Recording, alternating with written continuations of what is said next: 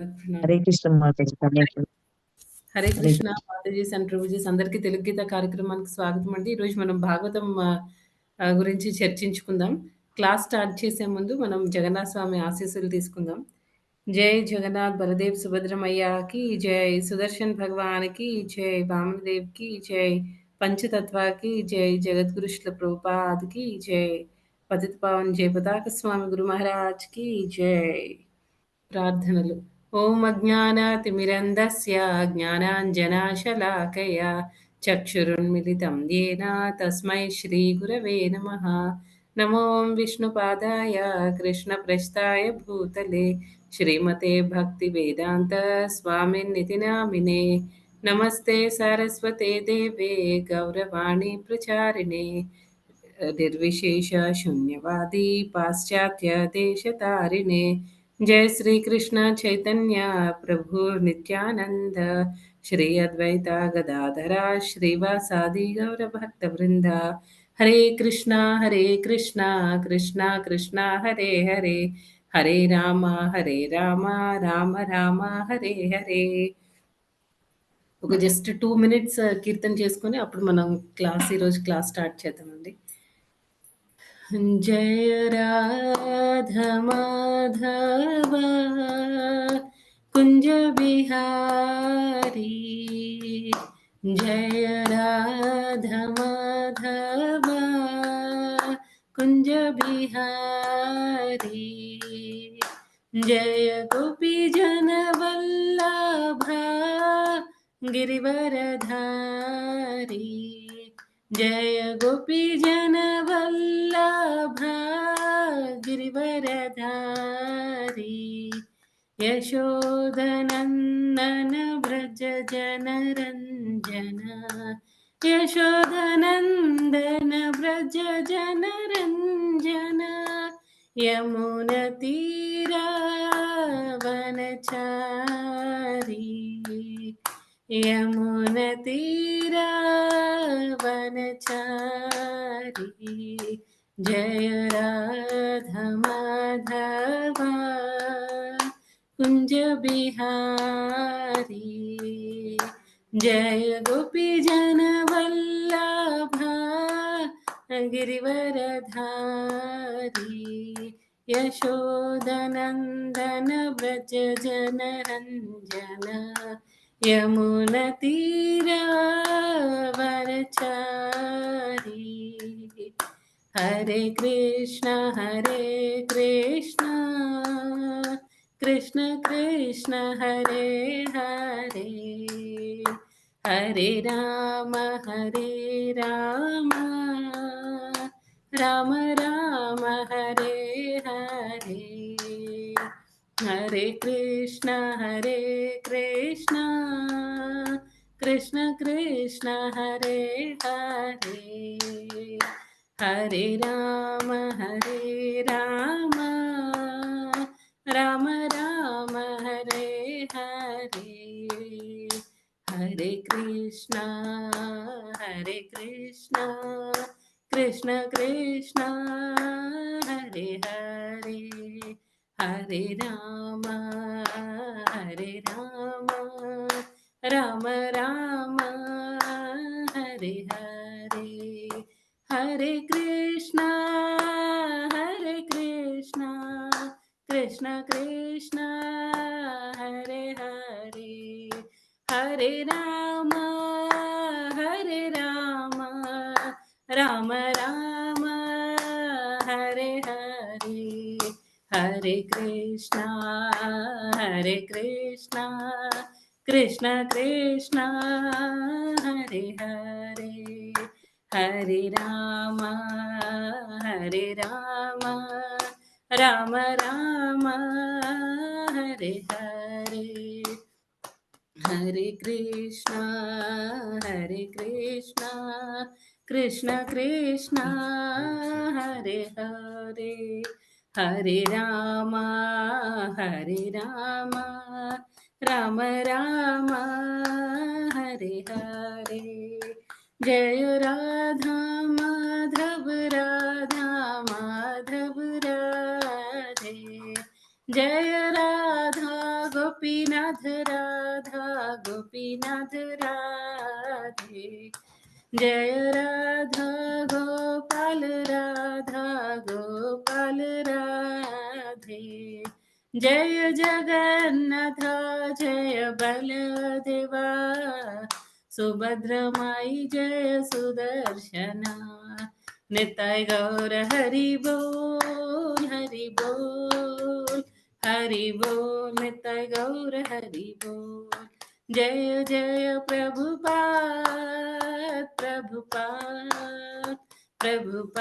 जय जय प्रभुपाद जय जय गुरुदेव जय जय गुरुदेव लक्ष्मी राधा गोपीनाथ की जय जगन्नाथ बलदेव सुभद्र मैया की जय जगतगुरु श्रील प्रभुपाद की जय पतित पावन जय पताक स्वामी गुरु महाराज की जय हरे कृष्ण माताजी जय। హరే కృష్ణ మాతాజీ ఈరోజు మనం ధ్రువ మహారాజు ఎలాగా మళ్ళీ భగవద్ధామానికి చేరుకున్నారు ఆ అధ్యాయం గురించి మనం చూద్దామండి. ఆ చాప్టర్లో 28 నుంచి 52 శ్లోకాల వరకు మనం ఈరోజు చర్చించుకుందాం. శ్రీమద్ భాగవతంకి జై వ్యాసదేవ్కి జై జగద్గురు శ్రీల ప్రభుపాదికి జై. హరే కృష్ణ మాతాజీ దండత్ ప్రణామం. హరే కృష్ణ మాతాజీ. ఎలా ఇప్పుడు ఈరోజు మనం క్లాస్‌లో ధ్రువ మహారాజు ఎలాగా అంటే లాస్ట్ వీక్ మనం ఆల్రెడీ 1 నుంచి 27 శ్లోకాల వరకు ఆల్రెడీ అయిపోయింది. ఈరోజు మనం 28వ శ్లోకం నుంచి 52వ శ్లోకం వరకు ఇది 4వ స్కందము 12వ అధ్యాయం 28 నుంచి 52 ఈరోజు చర్చించుకుందామండి. అసలు ముందు క్లాస్‌లో ఏం జరిగిందండి, ఈ ధ్రువ మహారాజ్ చాలామంది యక్షుల్ని ధ్రువ మహారాజ్ తమ్ముడైన ఉత్తముడిని చాలామంది యక్షులు సంహరించడం జరుగుతుంది. అందుకని ధ్రువ మహారాజ్ మళ్ళీ వాళ్ళ మీద ప్రతీకార చర్యగా ఈయన కూడా యక్షులందరినీ చంపడం జరుగుతుంది. అప్పుడు కుబేరుడొచ్చి ఇంకా ఆయనతో మాట్లాడతారనమాట. ఆయనతో మాట్లాడి ఏం చెప్తారు, మనం ఈ దేహం కాదు, ఇవన్నీ ఈ జ్ఞానం అంతా ఆత్మ సాక్షాత్కార జ్ఞానం అంతా ఇస్తారనమాట. ఇవన్నిటికి అంటే ఇప్పుడు జరుగుతున్నది, నువ్వు వాళ్ళని చంపలేదు, వాళ్ళు నిన్ను కూడా నువ్వు మీ తమ్ముడిని వాళ్ళు చంపలేదు, నువ్వు కూడా వాళ్ళని చంపడం లేదు, జస్ట్ శరీరాలు మాత్రమే చనిపోతున్నాయని. తర్వాత ఇంకా ఎవరైతే నేను నా శరీరానికి సంబంధించిన నా దేహానికి సంబంధించిన సంబంధీకులు ఇవన్నీ అలాగా ఆ రకంగా ఆలోచిస్తారో వాళ్ళు చాలా అజ్ఞానంలో ఉన్నట్టు అని అర్థము. తర్వాత ఇప్పుడు జరుగుతున్న వాటన్నిటికీ కారణం నువ్వు కాదు, వాళ్ళు కాదు, జస్ట్ ఇదంతా కాలం అనమాట. కాలం అనే కాలం ఎఫెక్ట్ వల్ల ఇదంతా జరుగుతుంది అని ఇంకా చెప్తారు. తర్వాత భగవంతుడి యొక్క తర్వాత మైత్రుడికిను విదురుడికి వాళ్ళిద్దరికి మధ్య జరిగిన సంభాషణ కూడా మనం లాస్ట్ వీక్ చర్చించుకోవడం జరుగుతుంది. తర్వాత ఈ లాస్ట్ వీక్ మనం ఇంకా ఏం చదువుకున్నామండి, ఇదంతా కంప్లీట్ అయిన తర్వాత ధ్రువుడేమో కూర్చొని ఇంకా అతను 36,000 సంవత్సరాలు ఆయన పరిపాలించడం జరుగుతుంది. ఆ తర్వాత ఆయన బాధ్యతలన్నీ కూడా నెక్స్ట్ జనరేషన్ వాళ్ళకి అప్పచెప్పేసి ఆయన బద్రికాశ్రమం వెళ్ళిపోయి అక్కడ ఆయన ఇంకా తపస్సు చేయడం స్టార్ట్ చేస్తారనమాట. అయితే ఇక్కడ ఈ ఆశ్రమానికి వెళ్ళిన తర్వాత ఈ 28వ శ్లోకం నుంచి చూద్దామండి. అసలు 28వ శ్లోకం ఎవరైనా చదువుతారా మాతాజీ? శ్లోకాలు ట్రాన్స్లేషన్ మాత్రం చదవండి మాతాజీ. హరే కృష్ణ మాతాజీ. హరే కృష్ణ మాతాజీ. ట్రాన్స్లేషన్ మాత్రం చదవండి మాతాజీ. హరే కృష్ణ మాతాజీ. చదవండి మాతాజీ. మైత్రేయముని ఇట్లు పలికెను, ధ్రువుడు భగవంతునికి పరమ ప్రియమైన వాడు. వైకుంఠలోకమునకు చెందిన విష్ణు పార్షదులు తేనెలలకు మాటలను విని అతడు వెంటనే స్నానం ఆచరించి యుక్తమగు ఆభూషణములను ధరించి నిత్యారాధనమును నిర్వహించెను. పిమ్మట అతడనున్న మహర్షులకు వందనములిడి వారి ఆశీర్వాదములను పొందెను. హరే కృష్ణ మాతాజీ. ఇక్కడ హరే కృష్ణ మాతాజీ, ఇక్కడ మనం చూడాల్సింది ఏంటంటే ఆయన స్నానం ఇప్పుడు ఎలాగో బద్రికాశ్రమానికి వచ్చేసారు. ఇంకా ఆయన దేహ త్యాగం చేయడానికి లేకపోతే బాధ్యతలన్నీ అన్నీ వదిలేయడానికి భగవద్ధామానికి చేరుకోవడానికి ఆయన రెడీగా ఉన్నారు కదండి. అలాంటప్పుడు జనరల్‌గా మనం ఏ హాస్పిటల్‌లోనో అంటే అడ్మిట్ అవ్వాల్సి వచ్చిందనుకోండి, మనకు ఒంట్లో బాలేక ఆహ్, పోనీ ఇది మరి క్రూడ్ ఎగ్జాంపుల్ ఇదొద్దు. మనం వేరే వాళ్ళ ఇంటికి కనుక వెళ్ళామనుకోండి, ఏ పెళ్ళికో మనల్ని పిలిచారు. మనం వెళ్ళాల్సొచ్చింది. చాలా దగ్గర బంధువులు మనం వదలలేమనమాట. కంపల్సరీ వెళ్ళాల్సిందే. ఒకవేళ వెళ్ళామనుకోండి, ఆ టైంలో మనం రెగ్యులర్‌గా అయితే మనం ఏం చేస్తాము? మీరందరూ ఏం చేస్తున్నారు? 3:00కో, 4:00కో లేస్తున్నారు. లేచి పొద్దున్నే స్నానం అవి అన్నీ కంప్లీట్ చేసుకోవడం, మంగళారతి చేయడము, తర్వాత చాంటింగ్ స్టార్ట్ చేస్తారు. తర్వాత ఏదైనా ఇంట్లో ఏదైనా పనుంటే చేయడము, ఏమీ లేకపోతే మీరు భాగవతం క్లాస్ వినడము, ఏదో అంటే జనరల్‌గా మన రొటీన్ ఈ విధంగా ఉంటుందనమాట. అదే సపోజ్ మీరు వేరే వాళ్ళ ఇంటికి వెళ్లారనుకోండి. వెళ్ళినప్పుడు మనం ఈ రొటీన్ ఫాలో అవ్వడానికి ఎంత కష్టపడతామో, అయ్యో! నేను అంటే మనకు మనసులో ఉండొచ్చు. ఇన్ని రోజులు చేశాను. ఇప్పుడు ఇక్కడికొచ్చాను. వీళ్ళేమనుకుంటారో నావన్నీ నావన్నీ నా మటికి నేను అన్నీ చేస్తూ ఉంటే వీళ్ళెలాగా తీసుకుంటారో అని చెప్పేసి వాళ్ళు ఆలోచిస్తూ ఉంటారనమాట.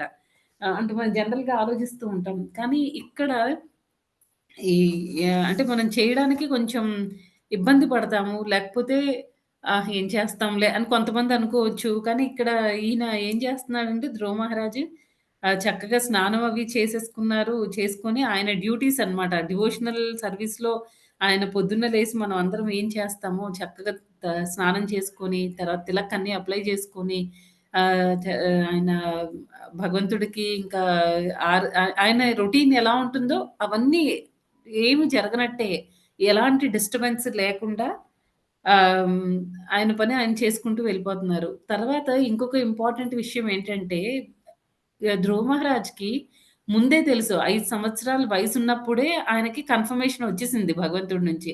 నువ్వు ఇలాగా నీకు పోల్ స్టార్ ఇస్తాను. తార ఇస్తాను. నువ్వు అక్కడే ఉండొచ్చు. నువ్వు నా ధామం దగ్గర ఉండొచ్చు. నా ధామంలో ఉండొచ్చు. ఇవన్నీ చెప్తారనమాట. ఇవన్నీ జరుగుతాయి. అంటే ఆయనకి ఆల్రెడీ తెలుసు నేను కంపల్సరీ నాకు భగవద్ధామానికి వెళ్ళడానికి ఎలాంటి డోకా లేదు. నేను వెళ్ళిపోవచ్చు అని తెలిసినా సరే ఆయనకిలో ఎలాంటి అహంకారం లేదనమాట. అక్కడున్న బద్రికాశ్రమంలో ఉన్న ఆ ఋషులకి వాళ్ళందరికీ కూడా సాష్టాంగ నమస్కారం చేసి ఆయన, ఆయన పని ఆయన నెక్స్ట్ ఏం చేయాలో ఆయన తపస్సది చేయడానికి రెడీ అవుతున్నారనమాట. అంటే ఆయన చూడండి ఒక వైష్ణవుడిలో ఎంత మంచి క్వాలిటీస్ అన్నీ ఉంటాయన్నమాట జనరల్‌గా. ఆహా! అది ఈ 28వ శ్లోకం. నెక్స్ట్ చదవండి మాతాజీ 29. హరే కృష్ణ హరే మాతాజీ. కృష్ణ మాతాజీ. విమానమును అధిరోహించుటకు ముందు ధ్రువుడు దానిని అర్చించి ప్రదక్షిణము కావించెను. విష్ణు పార్షదులకు సైతము అతడు వందనము చేసెను. ఇంతలో అతను కరిగిన బంగారము వలె తేజోవంతుడయ్యను. దేదీప్యమానుడుగను అయి ఆ దివ్య విమానమును అధిరోహించి పూర్తిగా సన్నద్ధుడయ్యను. హరే కృష్ణ మాత. ఇక్కడ ఏం జరిగిందండి? ఈ ఆయన కోసం ఎలాగో ఇంకా అయిపోయిందనమాట. ఆయన కోసం విమానం వచ్చింది. విమానం వచ్చిన తర్వాత ఇంకా ఆయన ఆ విమానాన్ని అధిరోహించడం జరిగింది. ఆ తర్వాత ఇంకా ఏమైందంటే, ఆ విమానాన్ని కూడా చూడండి అంటే ఈయన జనరల్‌గా మనం ఈవెన్ భగవద్గీత నేర్చుకునేటప్పుడు కానీ, లేకపోతే ఇన్ని రోజులు మనం భాగవతం క్లాసెస్ వింటున్నాము, చైతన్య చరితామృత ఇవన్నీ విన్నప్పుడు మనం ఒక ఇంపార్టెంట్ విషయం మనకెప్పుడు మనసులో మనం గుర్తుపెట్టుకోవాలి. అదేంటి అంటే భగవంతుడికి సంబంధించిన ఏ వస్తువుకి కూడా ఎలాంటి తేడా ఉండదు. అంటే మనం ఇప్పుడు ఆరతి ఇచ్చేటప్పుడు ఏమంటారు? ఆ దీపం స్టాండ్ ఉంటుంది కదండీ! అది, బెల్, తర్వాత మృదంగ, కరతాలు ఇవన్నీ కూడా మనం ఏంటంటే, ఇవన్నీ భగవంతుడికి సంబంధించిన వస్తువులు. ఈ భగవంతుడు వేరు, ఆయన వస్తువులు వేరు కాదు. భగవంతుడు, ఆయన వస్తువులు అన్ని రకాలుగా కూడా సమానమే అన్నమాట. అంటే భగవంతుడికి మనం ఎంత ఇంపార్టెన్స్ ఇస్తున్నామో, ఆయనకి సంబంధించిన ప్రతీదీ కూడా ఆయన నామము, ఆయన లీలలు, ఆయన వస్తువులు అన్నీ కూడా ఈక్వల్లీ ఇంపార్టెంట్ అన్నమాట భగవంతుడు. ఆ పాయింట్ మనకి ఈ శ్లోకంలో తెలుస్తుంది. ఇక్కడ ఆయనేం చేశారండి, ఎక్కే ముందు ఆయన విమానం ఉంది గదా! విమానం చుట్టూ ప్రదక్షిణ చేస్తున్నారు. ఇంకో పక్క ఆయన ఆ విష్ణు దూతలకి కూడా సాష్టాంగ నమస్కారం చేశారు. ఇంకా అంత అంటే ఆయనకన్నీ ఎంత క్లియర్‌గా ఎంత చక్కగా అన్ని విషయాలు ఆయనకి తెలుసో చూడండి. అంటే విమానం వేరు, భగవంతుడు వేరు అలా కాదు. ఇది భగవంతుడు పంపించింది. అదే రెస్పెక్ట్ మనలో గూడా ఉండాలనమాట. మనం జనరల్‌గా ఏం చేస్తాము ఆహ్, డివో ఆహ్, భక్తుల్ని భగవంతుడిని ఒకలా చూస్తాము. ఆయన భక్తుల్ని మనం అంతగా పట్టించుకోమనమాట. మరీ పెద్ద డివోటీస్ అయితేనే వీళ్ళు నా స్టేజ్ కంటే చాలా ఎక్కువలో ఉన్నారు కాబట్టి నేను వాళ్ళని పట్టించుకుంటాను. ఆ రకంగా మనం ఆలోచిస్తామనమాట. కానీ ఇక్కడ ధ్రువ మహారాజ్ ఎలా ఉన్నారండి? విష్ణు దూతలకి కూడా ఇప్పుడు నేను కూడా భగవద్ధామానికే వస్తున్నాను. మీరు నేను ఒకటే అనే అహంకారం లేదనమాట. వాళ్ళకి కూడా ప్రదక్షిణ చేశారు. వాళ్ళకి కూడా సాష్టాంగ నమస్కారం చేశారు. చేసి ఇంకా ఆ తర్వాత ఆయన అంటే ఇప్పుడు మనకి ఇంకొక పాయింట్ కూడా ఇక్కడ చెప్పారు. ఆయన శరీరం ఎలా ఉందండి మోల్టెన్ గోల్డ్ లాగా. ఇప్పుడు కరిగించిన బంగారం రంగు ఏ రకంగా ఉంటుందో ఆయన బాడీలో అలాంటి తేజస్సు అవన్నీ వచ్చాయన్నమాట. అంటే ఈ పాయింట్ దేన్ని ఇండికేట్ చేస్తుంది అనంటే, ఇప్పుడు మనం భగవద్ధామానికి చేరుకోవాలి అనంటే, ఈ శరీరంతో మనం భగవంతుడి యొక్క ధామానికి చేరుకోలేమనమాట. కష్టము. అది అందుకని యాక్చువల్‌గా ఏం చేస్తారంటే, మనకి ఆ స్పిరిచ్యువల్ బాడీ ఇస్తారు. కానీ మన సైంటిస్ట్‌లు వాళ్ళందరూ ఏం చెప్తున్నారండి, ఇదే మేము మూన్ ప్లానెట్‌ని టచ్ చేసాము, అక్కడ అడుగుపెట్టాము, అక్కడ అన్నీ చూసాము, ఇవన్నీ చెప్తున్నారు. తర్వాత మూన్ ప్లానెట్‌లో అంటే ఆ చందమామలో మనకి చంద్రుడిలో అంటే ఉండడానికి కొన్నిసార్లేమో అక్కడ మనం నివసించడానికి అవ్వదు అని చెప్తున్నారు. కొన్నిసార్లు మనమేమో అక్కడ ఉండడానికి వీలుగా అన్నీ ఉన్నాయి. భూమి మీద ఎలా ఉంటుందో అక్కడ కూడా అలాగే ఉంటుంది అని అంటున్నారు. కానీ దానికి ప్రభుపాదులు వారు చెప్పిన అంటే ప్రభుపాదులు వారు దాన్ని ఎలా ఖండించారు అంటే ప్రభుపాదులు వారు ఏమంటారంటే ఇప్పుడు మనకి చంద్రుడు ఉంటేనే మనకి మనం భగవద్గీతలో కూడా ఒక శ్లోకంలో చదువుతాం కదండీ! చంద్రుడి వల్లే మనకి ఆ చంద్రుడి లైట్ నుంచి మనకి ఆ వెజిటేషన్‌కి అంటే ఆకుకూరలు కానీ, లేకపోతే కూరగాయలు వాటన్నిటిలో ఆ రసమొస్తుంది. తర్వాత వాటికి టేస్టొస్తుంది. అదంతా చంద్రుడి వల్లే అని మనం చదువుకున్నాం. అని మనం భగవద్గీతలో నేర్చుకున్నాం.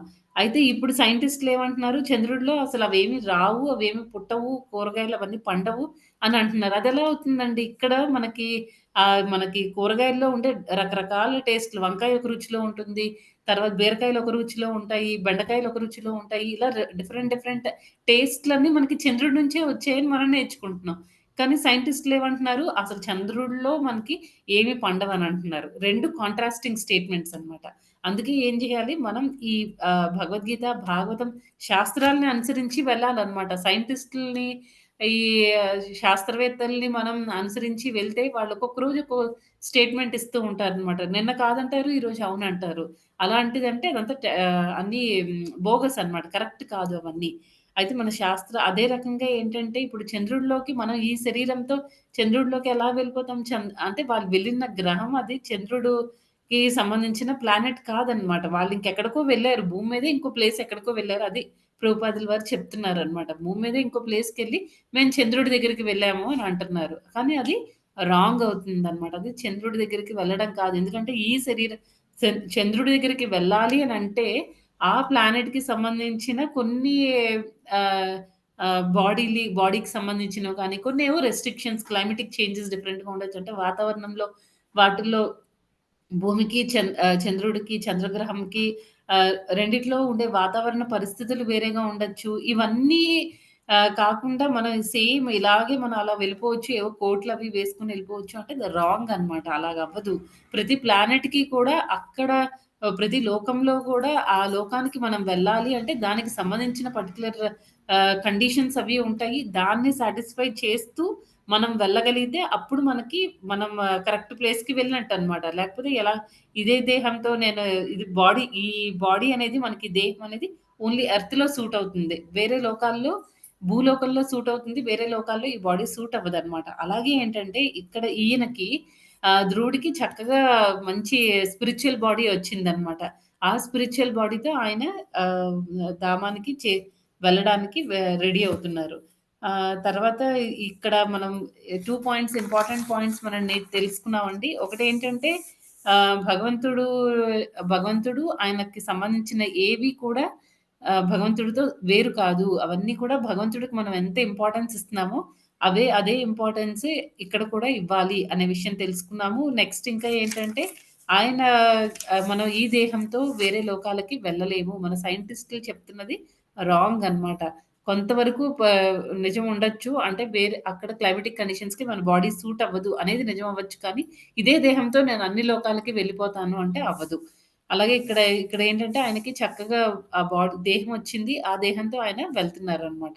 తర్వాత ఇంకా జనరల్‌గా ఇంకొక ఇంపార్టెంట్ పాయింట్ ప్రభుపాద్ ఇక్కడ ఏం చెప్తున్నారంటే, జనరల్‌గా ఇప్పుడు మనకి ఈ గుడి ఉందనుకోండి, ఎక్కడైతే భగవంతుడి యొక్క విగ్రహం ఉండి, ఆయనకి నిరంతరం సేవలు జరుగుతూ ఉంటాయో, అవన్నీ ఏంటంటే ఈ త్రిగుణాలకి అతీతంగా ఉన్న ప్లేస్ అన్నమాట. ఎందుకంటే అక్కడ సాక్షాత్తు భగవంతుడు అక్కడ ఉన్నారు. ఆ శ్రీకృష్ణుడు విగ్రహం అక్కడుంది కాబట్టి, ఆ ప్లేస్ ఈ త్రిగుణాలకి అతీతంగా ఉంటుందన్నమాట. అలాంటి అతీతమైన ప్లేస్‌లో ఇప్పుడు మనం ఆహ్, జనరల్‌గా ఇప్పుడు ఎవరైనా ఫారెస్ట్‌లో ఉన్నారనుకోండి, అడవుల్లో ఉన్నప్పుడు దానికి ఏం చెప్తారు? ఫారెస్ట్‌లో ఉండడం అనేది జనరల్‌గా మనం సత్వగుణంలో ఉన్నట్టు అవుతుంది. సిటీస్‌లో ఉండడం అనేది రజోగుణంలో ఉన్నట్టు అవుతుంది. అదే రకంగా మనం ఇప్పుడు ఏ లిక్కర్ షాప్‌లోనో అంటే వైన్ షాప్‌లో అలా కూర్చున్నామనుకోండి, అదేంటంటే ఆ ప్లేస్ తమోగుణంలో ఉన్నట్టు అర్థం అన్నమాట. కానీ ఈ గుడి భగవంతుడి యొక్క దేవాలయం అనేది ఈ త్రిగుణాల్లో దేని కిందకి రాదనమాట. అడవుల్లో ఉండడం అడవులు జనరల్‌గా మనం ఒక సెక్లూడెడ్ ప్లేస్‌కెళ్ళి ఎవ్వరు లేని ప్లేస్‌కెళ్ళి అక్కడ కూర్చొని నేను తపస్సు చేస్తానంటే చేయలేము.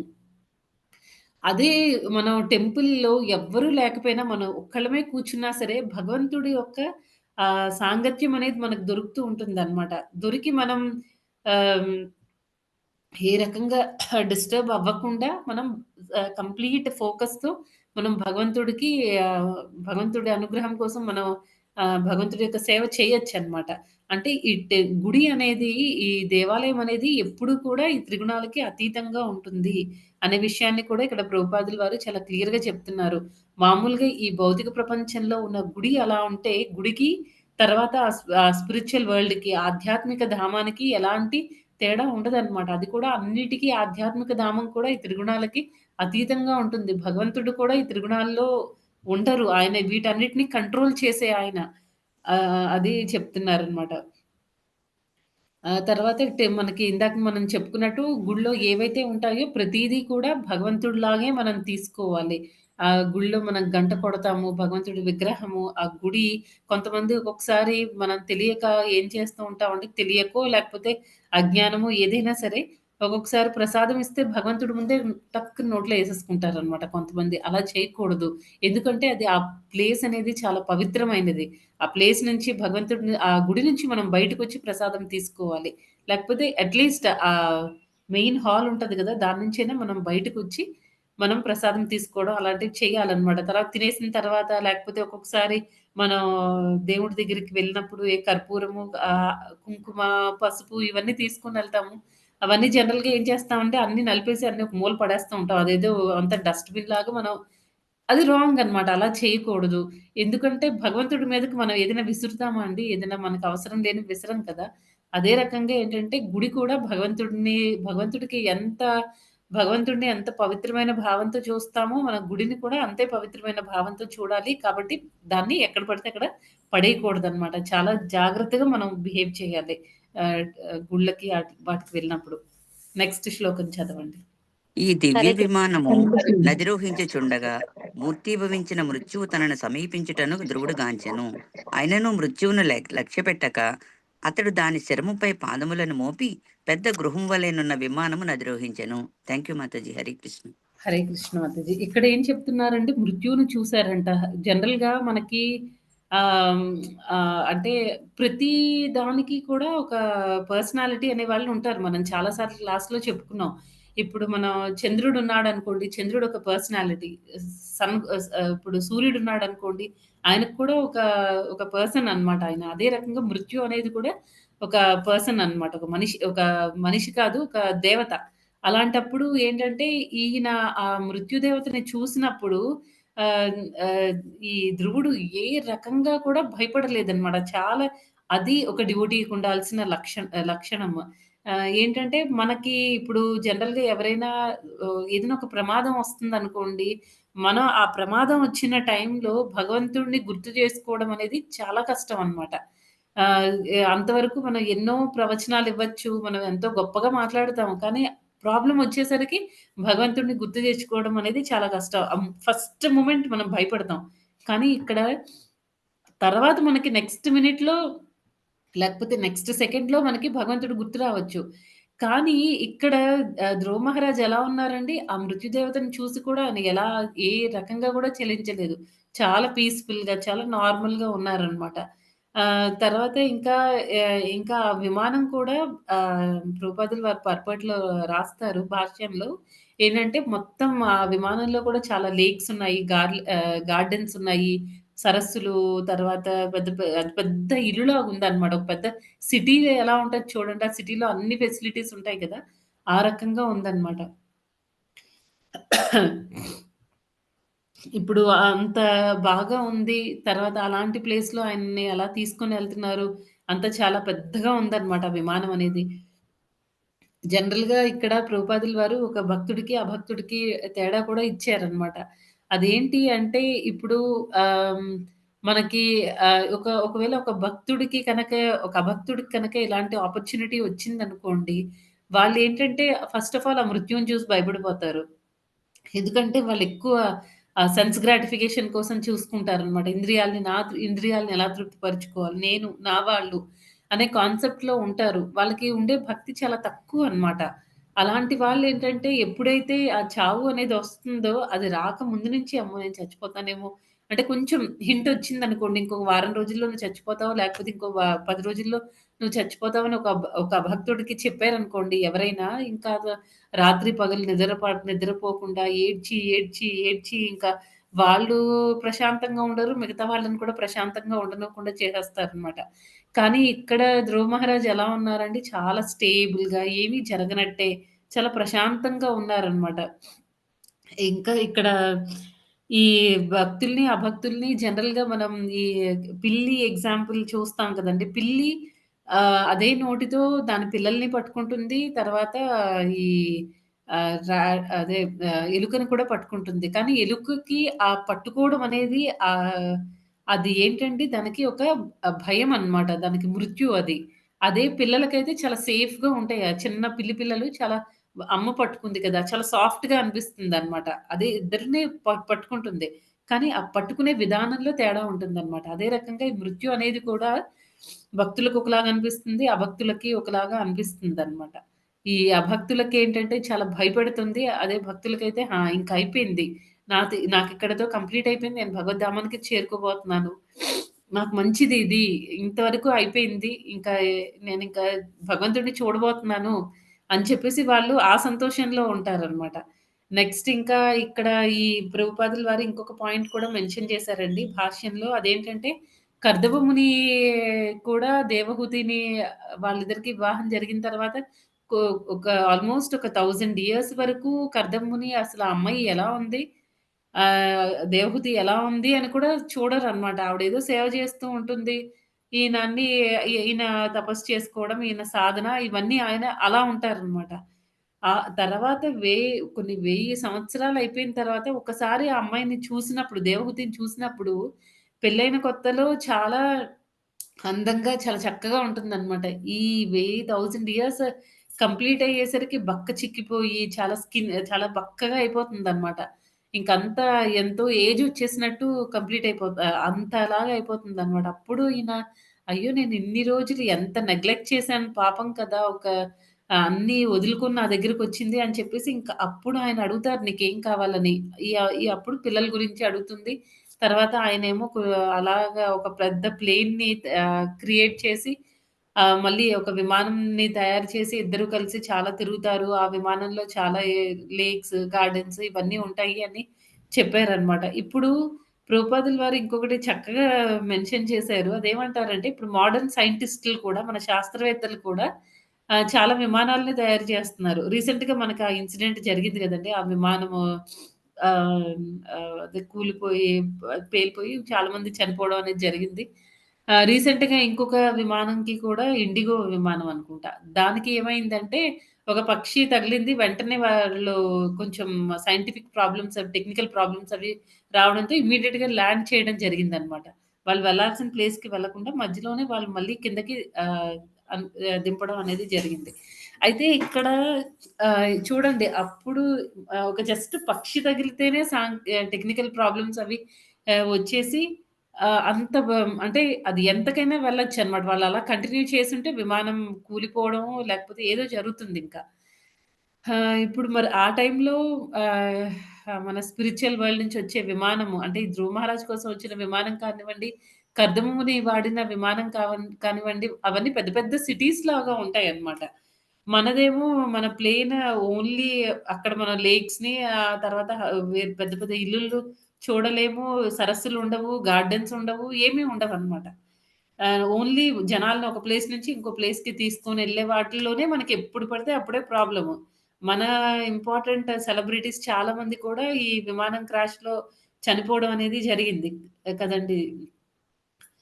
మన 'రాజశేఖర్ రెడ్డి' హెలికాప్టర్ దానిలో చనిపోయారు. అలా చాలా మంది చనిపోవడం అనేది జరిగిందనమాట. ఎంత తేడా అంటే మన నాలెడ్జ్ తర్వాత మనం చేసే ఏ పనైనా సరే లిమిటెడే. కానీ భగవంతుడు నుంచి వచ్చే ప్రతీదీ కూడా అన్‌లిమిటెడ్ అనమాట.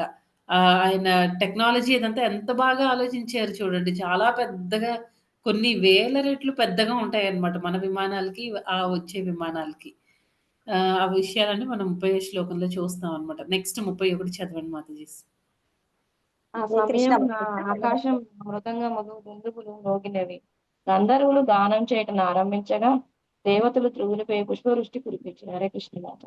హ్మ్.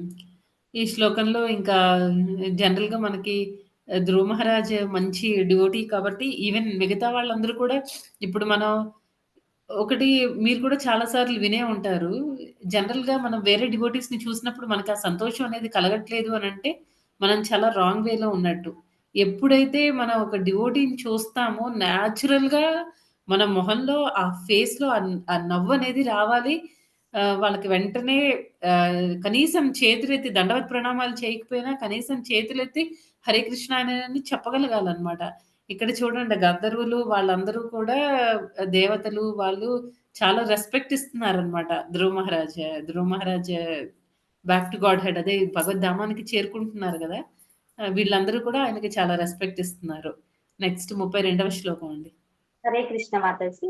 దివ్య విమానమునందు ఆసీనుడైన ధ్రువుడు అది పగలబోవునంతలో దీనురాలగు తన తల్లి సునీతిని తలచెను.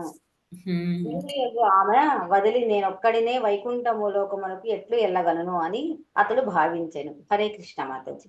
హరే కృష్ణ మాతాజీ. ఇక్కడ ఎవరికి జనరల్‌గా అసలు సునీతే కదండీ మెయిన్ కారణం ధ్రువ మహారాజ్‌కి ధ్రువ మహారాజ్‌ని కరెక్ట్ వేలో చూపించిందనమాట. ప్రభుపాద అంటారు ఈవెన్ మన తల్లులు కూడా ఈ భౌతిక ప్రపంచంలో ఉన్న అంటే ఈ కలియుగంలో ఉండే తల్లులు కూడా ఏంటంటే అదే రకంగా ఉండాలి.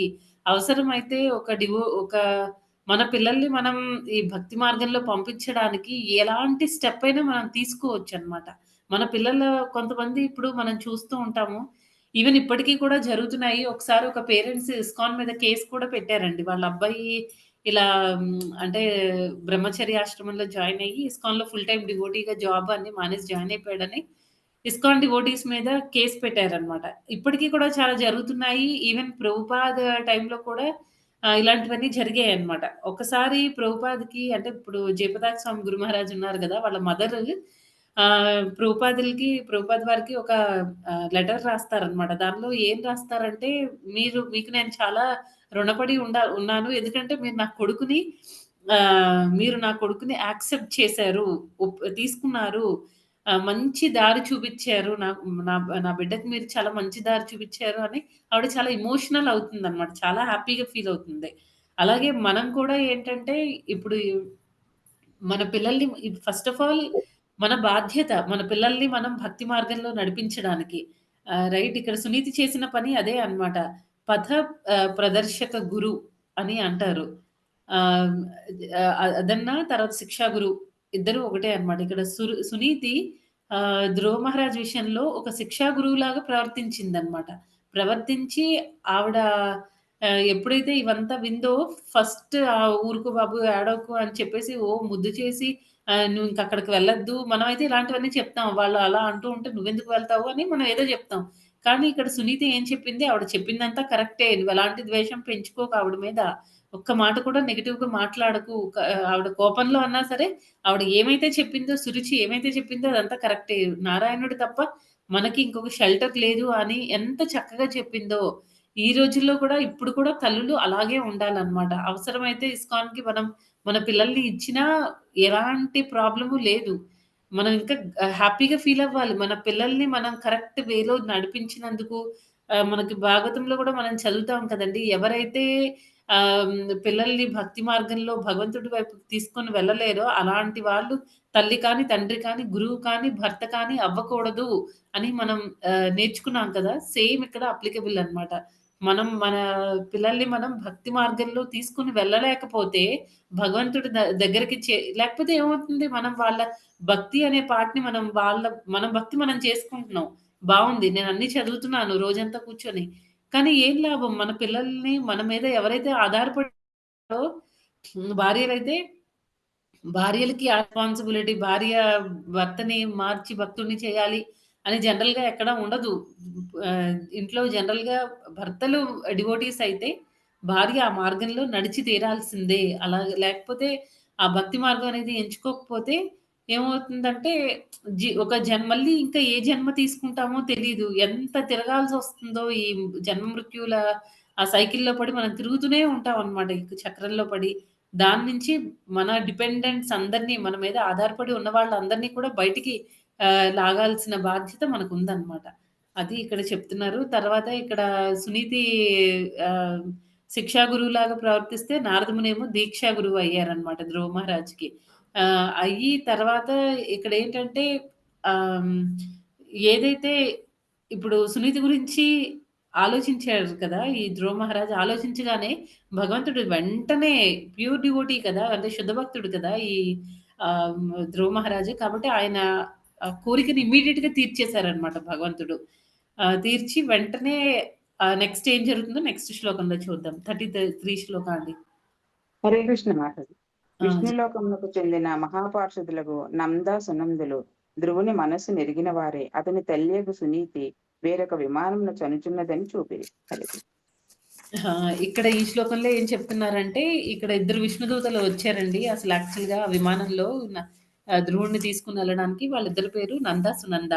వీళ్ళిద్దరూ చూపిస్తారనమాట ప్రహ్లాద్ మహారాజ్‌కి. చూడు అటు మీ తల్లిగారు కూడా వస్తున్నారు. వేరే విమానంలో తను కూడా వస్తున్నారు అని చెప్పారనమాట. ఇక్కడ ధ్రువ మహారాజ్ చూడండి అంత నేను భగవద్ధామానికి వెళ్ళిపోతున్నాను అని చెప్పేసి ఆయన స్వార్థంగా లేరనమాట. ఆయన తల్లి గురించి కూడా మా తల్లి వల్లే కదా నేనసలు ఈ భగవంతుడి యొక్క భక్తిలోకొచ్చాను. నారాయణుడిని నేను సేవించుకునే అవకాశం నా తల్లి వల్లే కదా దొరికింది. అయ్యో! ఆవిడని వదిలేసి నేను ఇలా వచ్చేస్తున్నానేంటి? ఆవిడ ఎలా ఉందో ఏంటో అని చెప్పేసి ఆయన బాధపడుతున్నప్పుడు నంద, సునందలు వేరే విమానం చూపిస్తారు. అందులో సునీతి కూడా వస్తుంది. యాక్చువల్‌గా సునీతి ధ్రువ మహారాజ్ అంతా అడ్వాన్స్డ్ డివోటీ కాదు కదండీ! ఈయన ఆవిడ జస్ట్ మామూలు డివోటీ. ఈయనేమో శుద్ధ భక్తుడనమాట. భగవంతుడే స్వయంగా ప్రత్యక్షమయ్యి ఆయన కోసం ఒక ధ్రువలోకాన్ని సృష్టించి నువ్వక్కడికి నా ధామానికి వచ్చేయి అని చెప్పేసి అన్నీ 5 ఇయర్స్‌లో ఉన్నప్పుడే ఆయనకన్నీ వచ్చేసాయన్నమాట. కానీ సునీతి పరిస్థితి వేరు. అయినా సరే ఆయన ఒక్కసారి ఆయన ఆలోచించినంత మాత్రానే సునీతికి కూడా భగవద్ధామానికి చేరుకునే అదృష్టం కలిగింది. సేమ్ ప్రహ్లాద్ మహారాజ్ కూడా అదే గదండీ చేశారు. మళ్ళీ ఇక్కడ సునీతి మంచిది. అక్కడ ప్రహ్లాదుడి తండ్రి హిరణ్యకశిపుడు రాక్షసుడనమాట. రాక్షసుడు అయినప్పటికీ కూడా లాస్ట్‌లో భగవంతుడిని వేడుకుంటాడనమాట ప్రహ్లాద్ మహారాజ్.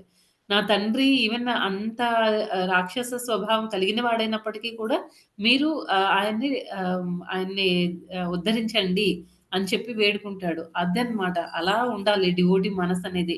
మనమేం చేస్తామండి, మనకి జనరల్‌గా ఎవరైనా మనల్ని ఒక చిన్న మాట అంటే ఇంట్లో వాళ్ళు అవ్వనివ్వండి, డివోటీస్ అవ్వనివ్వండి, బయట వాళ్ళైనా సరే మనల్ని ఏదైనా అంటే మనకి ఫస్ట్ వచ్చేది కోపం అన్నమాట.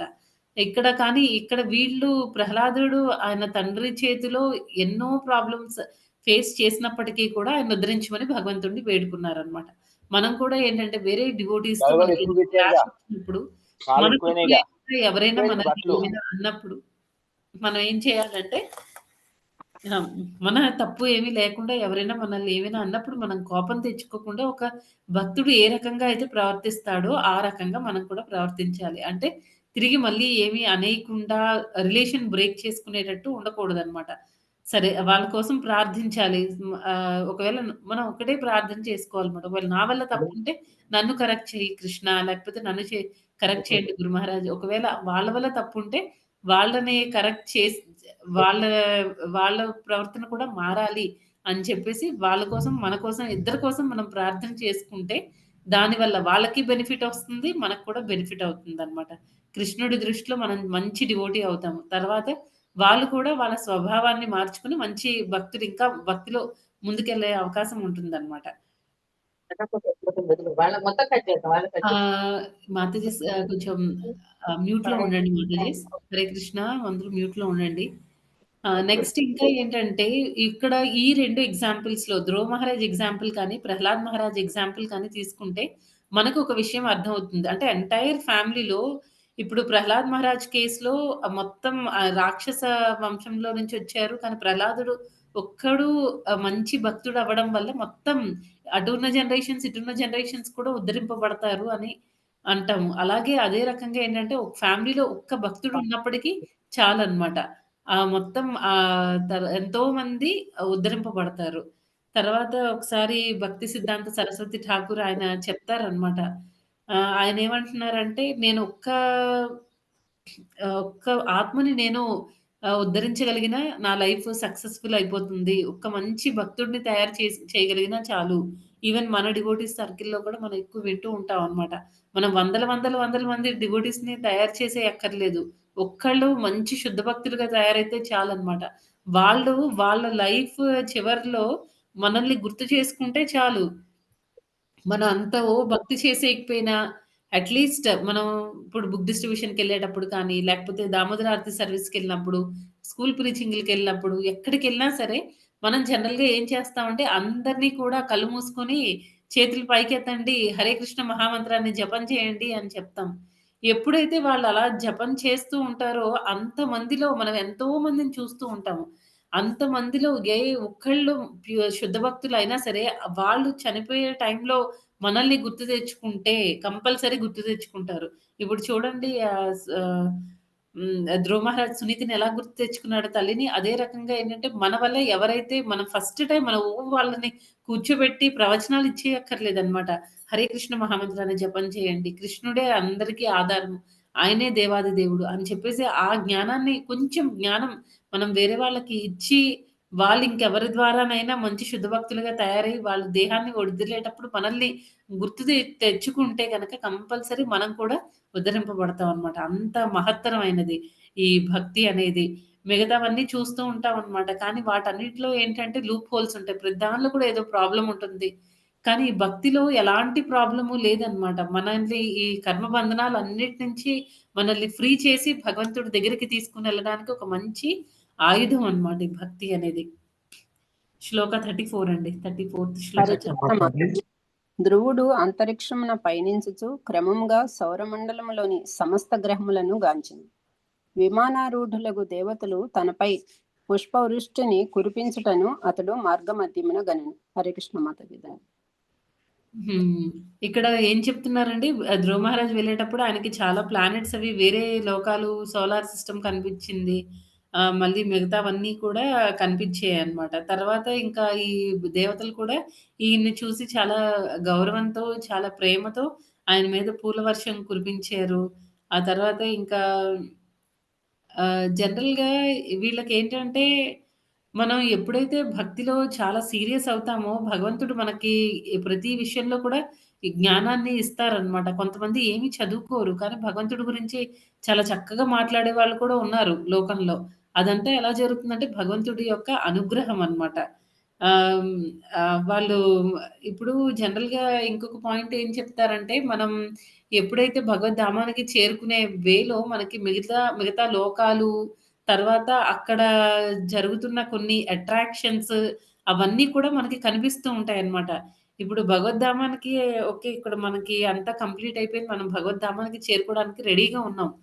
కాకపోతే ఈ ప్రాసెస్‌లో మనం వెళ్ళేటప్పుడు ఏదైనా మనం వేరే ప్లానెట్స్‌ని చూసి వేరే లోకాల్ని చూసి అక్కడ ఆకర్షణలకి మనం లోబడ్డామనుకోండి. అంటే మనం ఆహ్, ఆహ్, పడిపోతే అక్కడ ఆకర్షణలకి ఏమవుతుందంటే మనం ఆ లోకంలోనే ఉండిపోవాల్సొస్తుందనమాట. ఎన్ని జన్మలు కష్టమండి. ఎంత కష్టపడ్డాం మనం భగవద్ధామానికి చేరుకోవడానికి. సాక్షాత్తు ఆ భగవంతుడిని డైరెక్ట్‌గా చూడ్డానికి మనం ఎన్నో జన్మలు కష్టపడ్డాము. ఎంతో కష్టపడ్డాము. అలాంటిది మధ్యలో ఏదో ఒక చిన్న అట్రాక్షన్ కోసం తుచ్చమైన, నీచమైన ఒక్క అట్రాక్షన్‌ని ఏదో లోకంలో ఏదో మంచిని చూసి మనం దానికి అట్రాక్ట్ అయిపోతే అయిపోయిందనమాట. మనకి మానసికంగా కూడా ఆ మొమెంట్‌లో మనకు అలాంటి ఆలోచన కూడా, థాట్ కూడా రాకూడదనమాట. వస్తే అది చాలా డేంజరస్ అనమాట.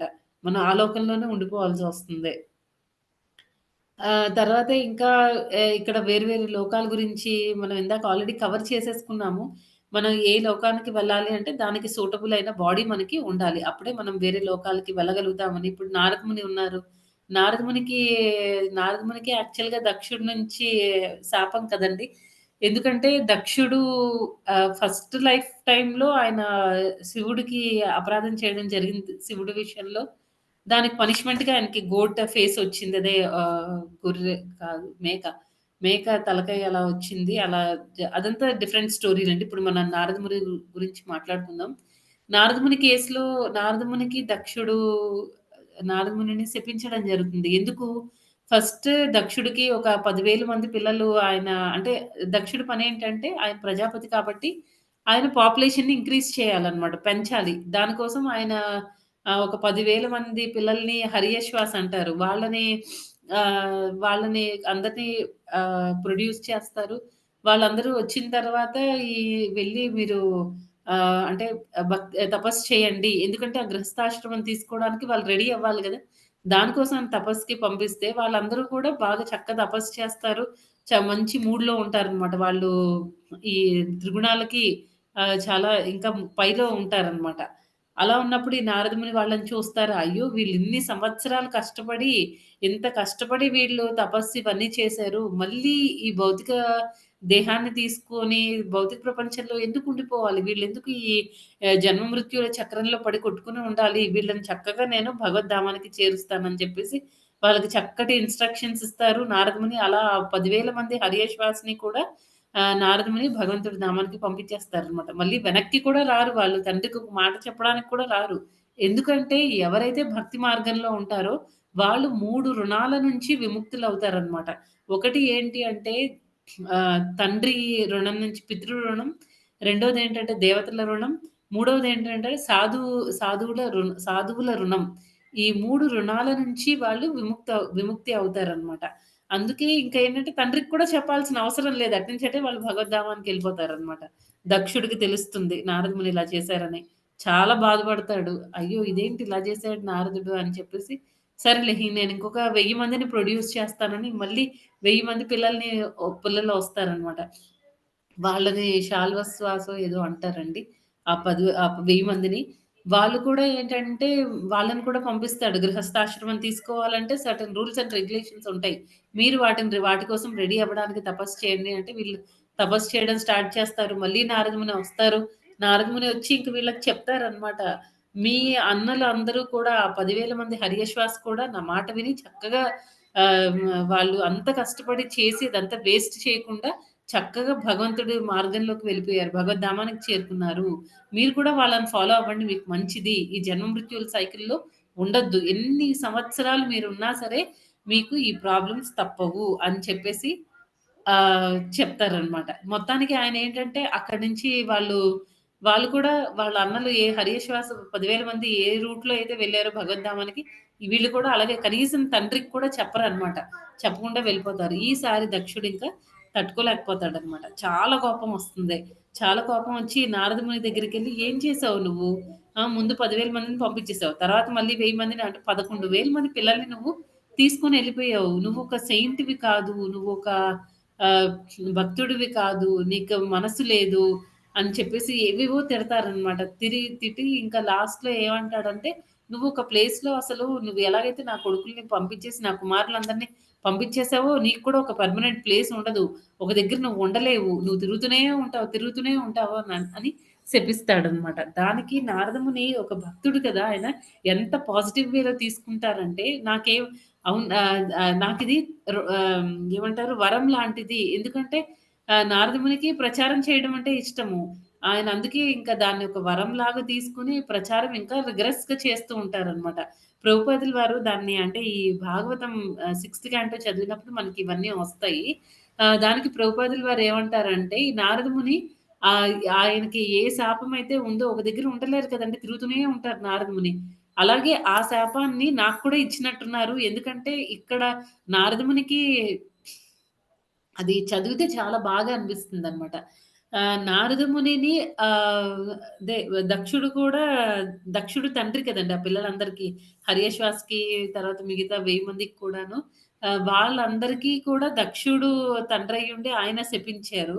నాకేమో ఇప్పుడు నేను వెస్టర్న్ కంట్రీస్‌కి వచ్చి విదేశాలకొచ్చి ఇక్కడ ఉన్న వాళ్ళందరినీ ఇక్కడ చాలా మంది యూత్‌ని నేను భక్తులుగా తయారు చేస్తున్నాను కదా! వాళ్ళ పేరెంట్స్ కూడా నన్ను కూడా అదే రకంగా శపించారేమో! అందుకే నేను కూడా సంవత్సరంలో 3 సార్లు 2, 3 సార్లు నేను మొత్తం వరల్డ్ అంతా తిరుగుతూ ఉన్నాను అని ప్రభుపాదుల వారు అంటారనమాట.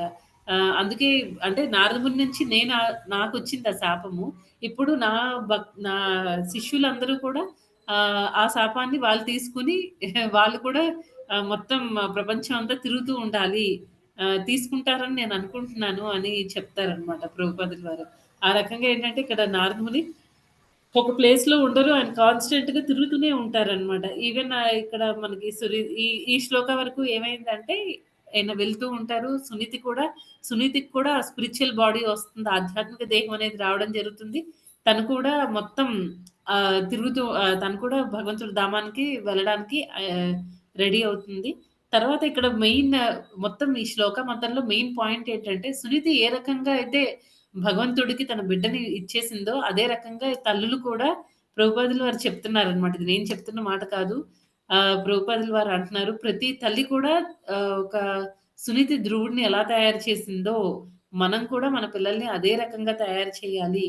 5 ఇయర్స్ అప్పుడు ఆవిడ ఇన్‌స్ట్రక్షన్స్ ఇచ్చింది. ఆ ధ్రువుడికి 30 సంవత్సరాలు, 40 సంవత్సరాలు లేకపోతే అమ్మ నీ జీవితం అంతా నువ్వు ఎంజాయ్ చేయరా 50 ఏళ్ళు ఎంజాయ్ చేసి తర్వాత నీకు కాళ్ళు చేతులు కాళ్ళు చేతులు సరిగ్గా పనిచేయనప్పుడు తర్వాత బీపీ, షుగరు, హార్ట్ అటాక్‌లు, ఆస్తమాలు అవన్నీ వచ్చాక నువ్వు భగవంతుడి భక్తి చేయరా అని చెప్పలేదనమాట. ఇప్పుడే నువ్వు భగవంతుడిని తృప్తిపరుచుకో. భగవంతుడు ఉంటే నీకు అన్నీ ఉంటాయి అని చెప్పేసి ఆవిడ చక్కటి ఇన్‌స్ట్రక్షన్స్ 5 సంవత్సరాల వయసులోనే ఇచ్చిందనమాట. మనం కూడా మన పిల్లలకి 5 ఇయర్స్ వచ్చినప్పటి నుంచే భగవంతుడి గురించి చెప్పాలి. అది ఇక్కడ చెప్తున్నారనమాట. నెక్స్ట్ 35వ హరే శ్లోకం కృష్ణ మాతాజీ, దండ ప్రణామాలు మాతాజీ. ధ్రువుడు ఆ విధముగా సప్త ఋషి మండలమును తెలుపబడు ఋషులు సప్తలోకములను దాటెను. ఆ లోకములకు పరముగా అతడు విష్ణువు వసించు లోకమునందు నిత్య జీవనమును కలిగిన దివ్య స్థితిని బడిచెను. హరే కృష్ణ. ధన్యవాదాలు. ఇక్కడ ఇప్పుడు సప్తఋషుల ప్లానెట్ ఉంటది గదండీ! అవన్నిటిని కూడా దాటారంట. ఆ తర్వాత జనరల్‌గా మన పైలట్స్ అయితే మన ఏరోప్లేన్స్‌ని, మన విమానాల్ని నడిపే పైలట్స్ అయితే వాళ్ళకి చాలా అంటే చాలా ట్రైనింగ్ ఇస్తారు. చాలా ఏమాత్రం కొంచెం వాళ్ళ నాలెడ్జ్‌కి అబోవ్ ఏదైనా ఇష్యూ వచ్చింది అనంటే వాళ్ళేం చేయలేరనమాట. కానీ ఇక్కడ సునంద తర్వాత మన వాళ్ళ నాలెడ్జ్ కూడా లిమిటెడ్ అనమాట. ఏదో బాంబే నుంచి ఢిల్లీ లేకపోతే ఢిల్లీ నుంచి ఇక్కడ విశాఖపట్నం కానీ, లేకపోతే ఢిల్లీ నుంచి విజయవాడ ఇలా ఏవో కొన్ని ప్లేస్‌లకి మన ప్లేన్స్ తిరుగుతూ ఉంటాయి. కానీ ఇక్కడ సునందలకి ఎంత చక్కగా వాళ్ళు ఎంత గ్రేట్ పైలట్స్ అంటే వాళ్ళు ఒక లోకం నుంచి అన్ని లోకాలకు సోలార్ సిస్టమ్ మొత్తాన్ని చూపిచ్చారు. అదే సౌరమండలం వాటన్నిటి గురించి చూపిచ్చారు. రకరకాల ప్లానెట్స్ గురించి చూపిస్తున్నారు. సప్తర్షిలో ఉన్న ప్లానెట్‌ని చూపిచ్చారు. ఆ 7 లోకాలని వాటిల్ని చూపిచ్చారు. వీటన్నిటిని చూపించుకుంటూ అలా స్పిరిచ్యువల్ వరల్డ్ వైపు తీసుకొనెళ్తున్నారనమాట. ఆధ్యాత్మిక ప్రపంచం వైపు తీసుకొనెళ్తున్నారు.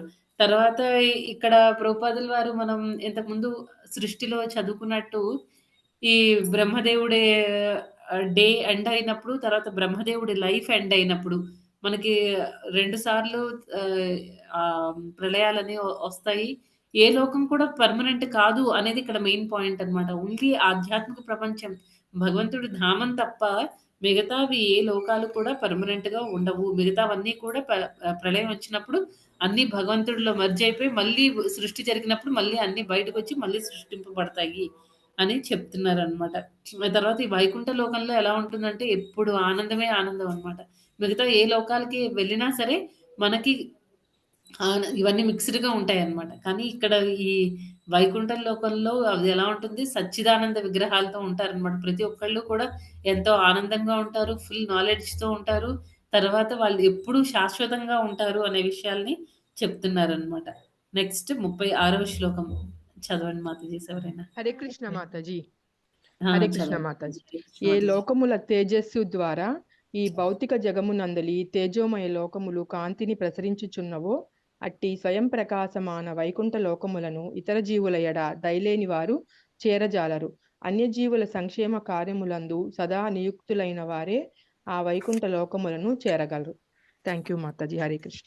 హరే కృష్ణ మాతాజీ. ఇక్కడ 36 నుంచి 40 శ్లోకం వరకు మనకి ఈ వైకుంఠ లోకాలు, ధ్రువలోకం గురించి చెప్తున్నారండి. చాలా డీటెయిల్డ్‌గా ఇచ్చారు. ఇక్కడ ఈ వైకుంఠ లోకం అనేది ఎలా ఉంటుందంటే సెల్ఫ్ ఇల్యూమినేట్ అనమాట. ఇప్పుడు భగవంతుడి నుంచి వచ్చే ఆ వెలుగు వల్ల దానికి ఫుల్‌గా ఎఫల్జెన్స్ అనేది లైటింగ్ అదంతా ఉంటుందనమాట. కానీ ఆ లైటింగే ఇప్పుడు మనకి సూర్యుడు, చంద్రుడు మనకి సూర్యుడు మనకి జనరల్‌గా లైట్ అది ఇస్తూ ఉంటాడు గదా! అదంతా ఎక్కడి నుంచి వస్తుందంటే అక్కడి నుంచే అనమాట. ఈ వైకుంఠం నుంచే వస్తున్నది అనే విషయం చెప్తున్నారు. తర్వాత మనకి ఆహ్,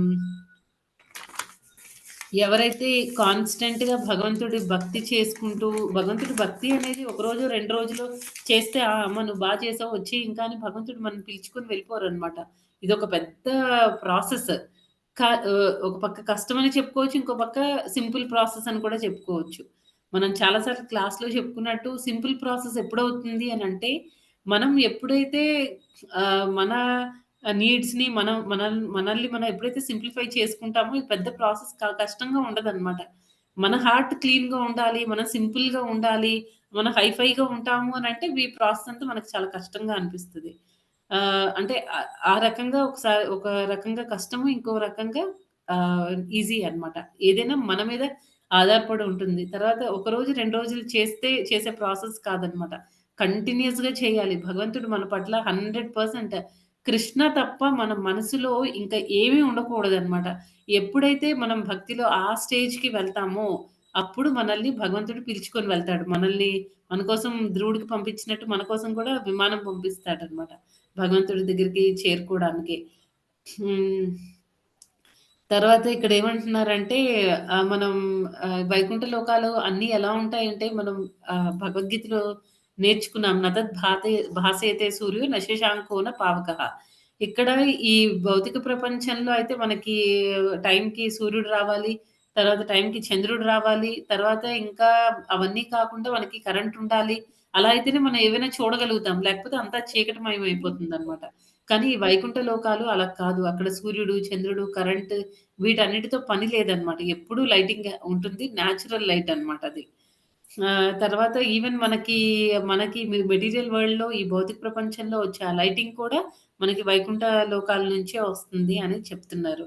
నెక్స్ట్ ఇంకా ఏంటంటే మనం ఆహ్, భౌతిక ప్రపంచం నుంచి ఆధ్యాత్మిక ప్రపంచంలోకి మనం వెళ్ళాలి అనంటే భక్తి అనేది కంపల్సరీ చేయాలన్నమాట. అప్పుడే మనం అక్కడికి చేరుకోగలుగుతాం. At least as a first step మనం భగవద్గీతలో కూడా చదివాం కదా! ఏంటంటే ఎవరైతే సత్వగుణంలో ఉంటారో వాళ్ళు భక్తి అనే దాన్ని ఈజీగా చేయగలుగుతారనమాట. సత్వగుణంలో ఉండటం అంటే ఏంటి? కొంతమంది ఉంటారు దేవుడి పట్ల భక్తి ఉండకపోవచ్చు. కానీ వేరే మనుషుల పట్ల చాలా ప్రేమ, దయ కలిగి ఉంటారనమాట. వాళ్ళు సోషల్ వెల్‌ఫేర్ యాక్టివిటీస్ అవి చేస్తూ ఉంటారు. కదండీ! చాలా సార్లు మనం అలాంటి వాళ్ళని కూడా చూస్తూ ఉంటామనమాట. చాలా పుణ్యకార్యాలు చేస్తూ ఉంటారు. కానీ భగవంతుడి మీద అంత భక్తే ఉండదు. అట్‌లీస్ట్ మనం ఆ స్టేజ్‌లో ఉన్నా స్టెప్ బై స్టెప్ మనం వేసుకుంటూ మనం కూడా ఒకరోజు భగవంతుడికి శుద్ధ భక్తులు అవ్వడానికి అవకాశం ఉంటుందన్నమాట. కొంతమంది జనాలుంటారు. వాళ్ళెలా ఉంటారు అసలు కర్మీస్ అన్నమాట. వాళ్ళు ఎంతసేపు నా ఇంద్రియాల్ని నేనెలా తృప్తిపరుచుకోవాలి? నేనెలా హ్యాపీగా ఉండాలి? ఇంకా ఈ భౌతిక ప్రపంచంలో ఉన్న ఈ ఫెసిలిటీస్ అన్నిటిని కూడా నేనెలా వాడుకొని నేనెలా సంతోషపడాలి అని ఆలోచిస్తారన్నమాట.